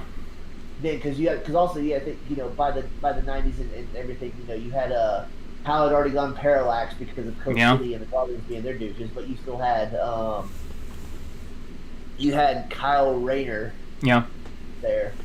Yeah, it wasn't the same Teen Titans though. You know what I mean? It was like see, New Teen Titans was Volume 2, so it was still going with Volume 2. It was just like a different set of Teen Titans. Yeah, no, at the time. Roy got them back together, but Donna was already back to life too. Yeah. I don't remember. I'd have to go back and read those issues. But anyway, so they weren't using they gave Deathstroke his own stories. And they ended it on the third annual, which was like 93 or 94. They ended it the year before they did this to Batman. They didn't have a brutal hero at the time. It was all Captain Marvel, Shazam now, but it was Captain Marvel, Superman, Batman, and the Batman comics were slightly getting to the darker stories, but they weren't fully into it yet. They were trying to go darker with it. They had some dark stories, don't get me wrong. They had some dark-ass stories. But then, they'd also have some goofy-ass stories with it, too. So they tried to turn... They needed a brutal-ass Batman is what they wanted. So they got John Paul Valley. And they had his Azrael run as Batman. Where he was just they were trying to be the answer to Spawn. Because Spawn was increasing in popularity at the time. What killed Spawn was after the first 25 issues, the movie killed Spawn. It really did. But Spawn has always been a top 30 comic, so it never really it slowed down from the top tier. And Image, like I said back then in some other videos, Image had the chance to destroy DC and Marvel, and they didn't take it. Instead, they started crossing over. Image had the chance to do it, and they didn't do it. And then Image went downhill after Spawn fell. And, we had the Wildcats, which was amazing all the way through the 90s. Yeah, it was definitely enjoyable. But you know what? Dick was still going on with the Titans because he was still in the disco suit. Okay, yeah. Until he had the common suit that people know him now. But at that time, he still had the disco suit. So Donna wasn't dead. Teen Titans were still going on. Yeah. He didn't try to disband them until Donna died. He lost the disco suit in the late 90s. Like 97, and when he started reappearing on the cartoon with the Nightwing suit, that's when they changed it in the comics. It was after Batman had already come back, but because that only lasted a year. Like the death of Superman and Batman being broken only lasted a year, and I think they were like a month apart. Is when they happened, but. Yeah, Spawn was. Then they did the crossover with Batman and Spawn, and that didn't work out. And they did. Top Cow did crossovers with them. Top Cow also had the chance to kill them, to put them down, but they didn't do it. They were all working together back then, trying to. We had Amalgam Comics. This is how bad it got, guys. So the Marvel and DC crossed over.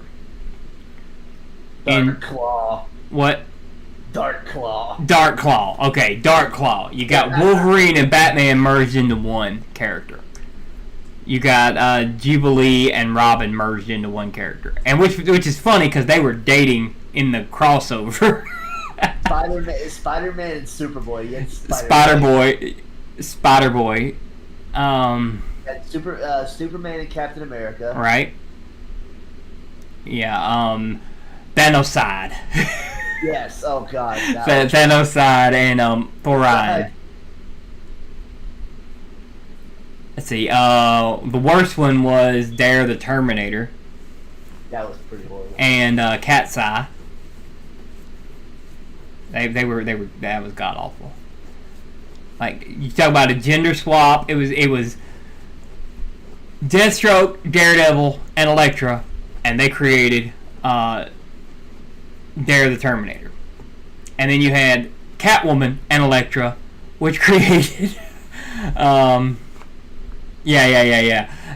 which created Cat's Eye. And then you had Dark Claw, which was Logan Wayne, and his brother was Bruce Wayne, Agent of S.H.I.E.L.D. Yep, that's right, because they merged Bruce with Nick Fury. Yes.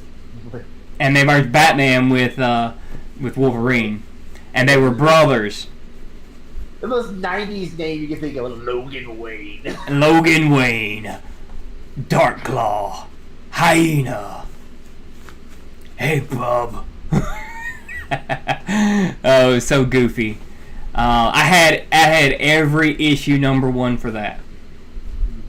Every single one of them. Yep. The only one that was worth money, and I had them. I don't have them anymore. I sold them all to a collector.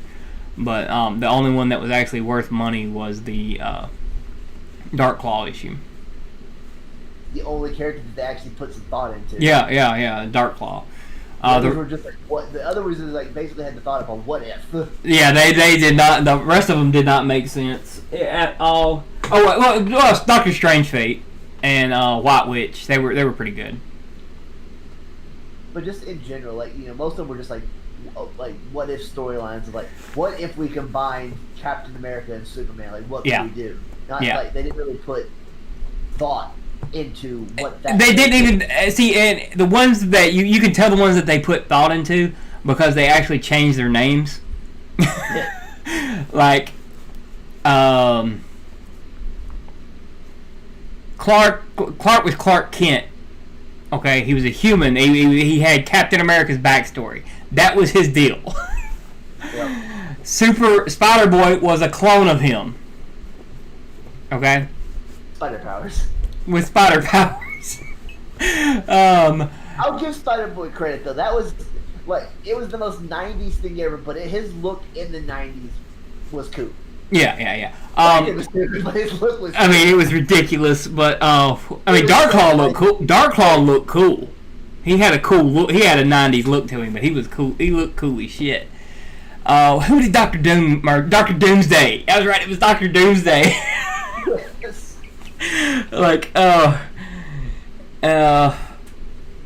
And what's funny is DC made fun of this years later with their own comic book, where they merged their own characters together for a universe. And this comic book was great. They did the exact same thing, but they made a great little what if universe out of it that Batman and Superman were going to. Oh, I know you're talking. I wouldn't say they made fun of it though, but I would. It could have been. They were kind of. It was kind of like it was kind of an inside joke because they knew it. They knew about it. But I know what you're talking about because you've had Hal Grayson. Yeah, and that you could tell they actually put thought into it though. Like they put thought into who they merged in this. Like you had Ravana. Doomstroke, right? Yeah. Like fucking Doomstroke. Yeah, Nirvana too. You know, Raven and Zatanna. Yes, Raven and Zatanna. It was the Teen Titans merged with the Justice League, is what it was. Yep. And I mean, it was a great little comic. It was interesting. What was it? Joker, was it Joker Lex? Is that what it was? Joker and Lex were merged. It's like Lex Joker or something. That was like the one that didn't really make that was kind of try hard with the name. Yeah. It was Anyway, it was Joker and Lex was refused. Mercy and Harley refused. Yeah. Let's see, who is Brainiac? I can't remember who Brainiac was. Was it Poison Ivy or something? I don't remember. It was stupid. Whatever Brainiac was merged with was stupid as hell too. Beast Hawk. You had Beast Hawk, Hawkman, and Beast Boy. And Starfire was merged with someone too. Starfire was. Was it Wonder Woman? No. That was Donna. Donna merged with Wonder Woman, so it was kind of. No sense at all. That's right. It was Donna Wonder, but it made no sense. Like it's just the same character. Donna Wonder, yes. Like the best lazy fusion ever was Donna Troy and Diana. Yeah, Donna Wonder. Aquaman and. Was it Beast Boy? No, that was Hawkman. Cyborg, yes. Oh my god. like Aquaborg or something. Aquaborg, yes. But all I'm saying is Hal Grayson and Ravana should have had a comic. Yes, yeah. They could have kept that one. That one would have been cool. Like that would have been a good one to actually just keep going. But and Doomstroke, I like Doomstroke. You know, Doomstroke works. That was intimidating too, though. He was ripping out of his costume too. But what I always think about whenever I think about it was Bruce is just staring at Hal Grayson and he just looks over and is like, "You got a problem?" He's like, "You remind me of two people I know, and I'm suddenly realizing how alike they are, and I have a very, very different relationship with both of them." Yeah. And like there were some characters that were just perfect in that, like perfect fusions, and then they looked cool, they were powerful, and then there were others that were just weird. And then most of those were the enemies. The enemies looked. Was it Poison Ivy? Was it Poison Ivy? For who? For Brainiac. Or was it Maxima? I don't remember. Well, Maxima wouldn't have been a villain by then. Yeah, but I mean, she was dead. She was dead by then. He died during Our Worlds at War. Yeah, and I remember like it was supposed to be Superman and Batman were supposed to merge as well. Like that was where the like shift happened, is that they didn't merge because they were too different or something like that. Yeah. But then you got like Joker Lex and. I swear it was something stupid like Lex Joke. Yeah. But you know how Grayson beat the hell out of half of them. Oh yeah. Like that's gonna bug me who Brainiac was, 'cause that's gonna bug the shit out of me. It's like, because I remember, I'm not ending this stream until I find out who Brainiac merged with. Got you. Match of Hal Grayson. Boy. Yeah, there's only a couple of issues. Let's see what we got. Lex Joker. Okay, so I was close. Okay, so you had Aquaborg, Donna Wonder, Flash, Wally Allen. Wally Allen, yeah. See, Barry was dead at that time. Star Canary, that's who it was. Star Canary, oh. That's right, and Terranado. Terranado. Terra Red Tornado. Oh. Wow. See, Jimmy Two-Face. yeah. That's right. Two-Face. Jimmy Two-Face. Yeah, the Brotherhood of Injustice. Okay, I found it. So, oh my God, I forgot who it was. I can't believe we both forgot about it. It's even worse than what we thought. Catwoman. Oh, Cat. Brainy Cat. Oh God, yes, I remember now. Brady Cat, Doomstroke, Jimmy Two-Face, Lana Quinn, Pinguello. It's Lana Quinn. That's right. No. It was Brainy Cat. It was Catwoman. Yep. And then you had Pinguello, Terranado, and Ventrilomaker. Yeah. Ventrilomaker. Oh God, the toy maker and ventriloquist. Oh God, that was so bad. Yeah. But it was all like from Dr. Destiny going his BS. I found the picture. I gotta see if I can find it. Yeah. It's Dr. Destiny. I'm gonna find the unbelievable thing. Oh God. The most hilarious. Yeah, we were thinking logically. It don't work like that. Not for weird, but yeah, it was Dr. Destiny, and it was supposed to merge the entire world. Yep. But Batman and Superman were too different for the stone to work. Yep. Alright, let's do this the hard way. Oh God, Jimmy Olsen and Two-Face. This is about to get a laugh out of this. Mm. Here we go. I got it.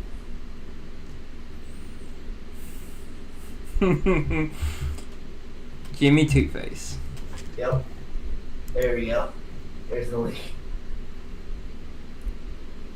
Let's see.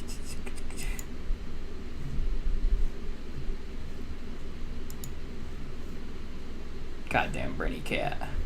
Yep.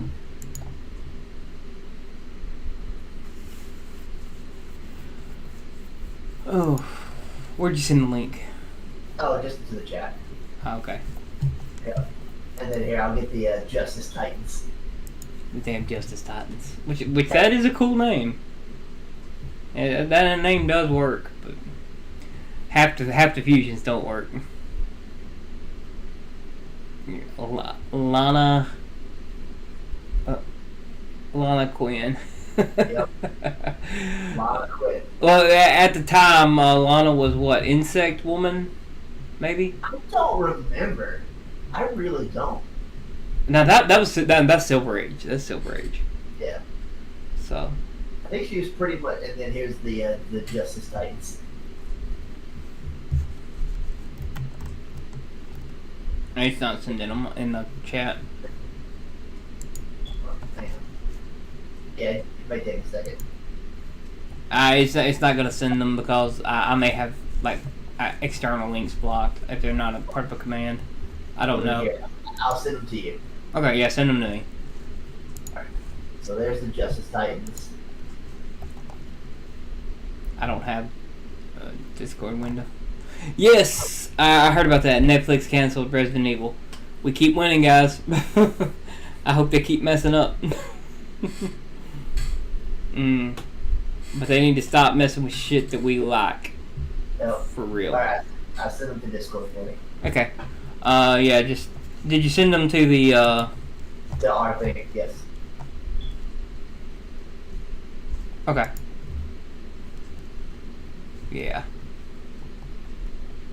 The Aquaborg actually looks pretty cool, though. Oh, yeah. The Justice Titans actually got a pretty... The Gothamopolis. Gothamopolis, yeah. Oh, God. Alright. Yeah, we're gonna end on Gothamopolis tonight. That's where we're ending tonight. I gotta get in the bed. I gotta be up in the morning.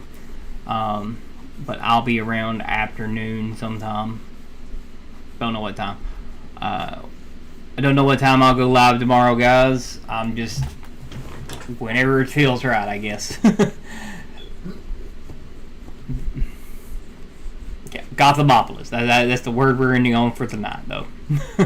All right, but before we do, I'm going to peace out to everybody. But I am going to play my intro just so y'all can see it for those of you that missed it. All right, here we are.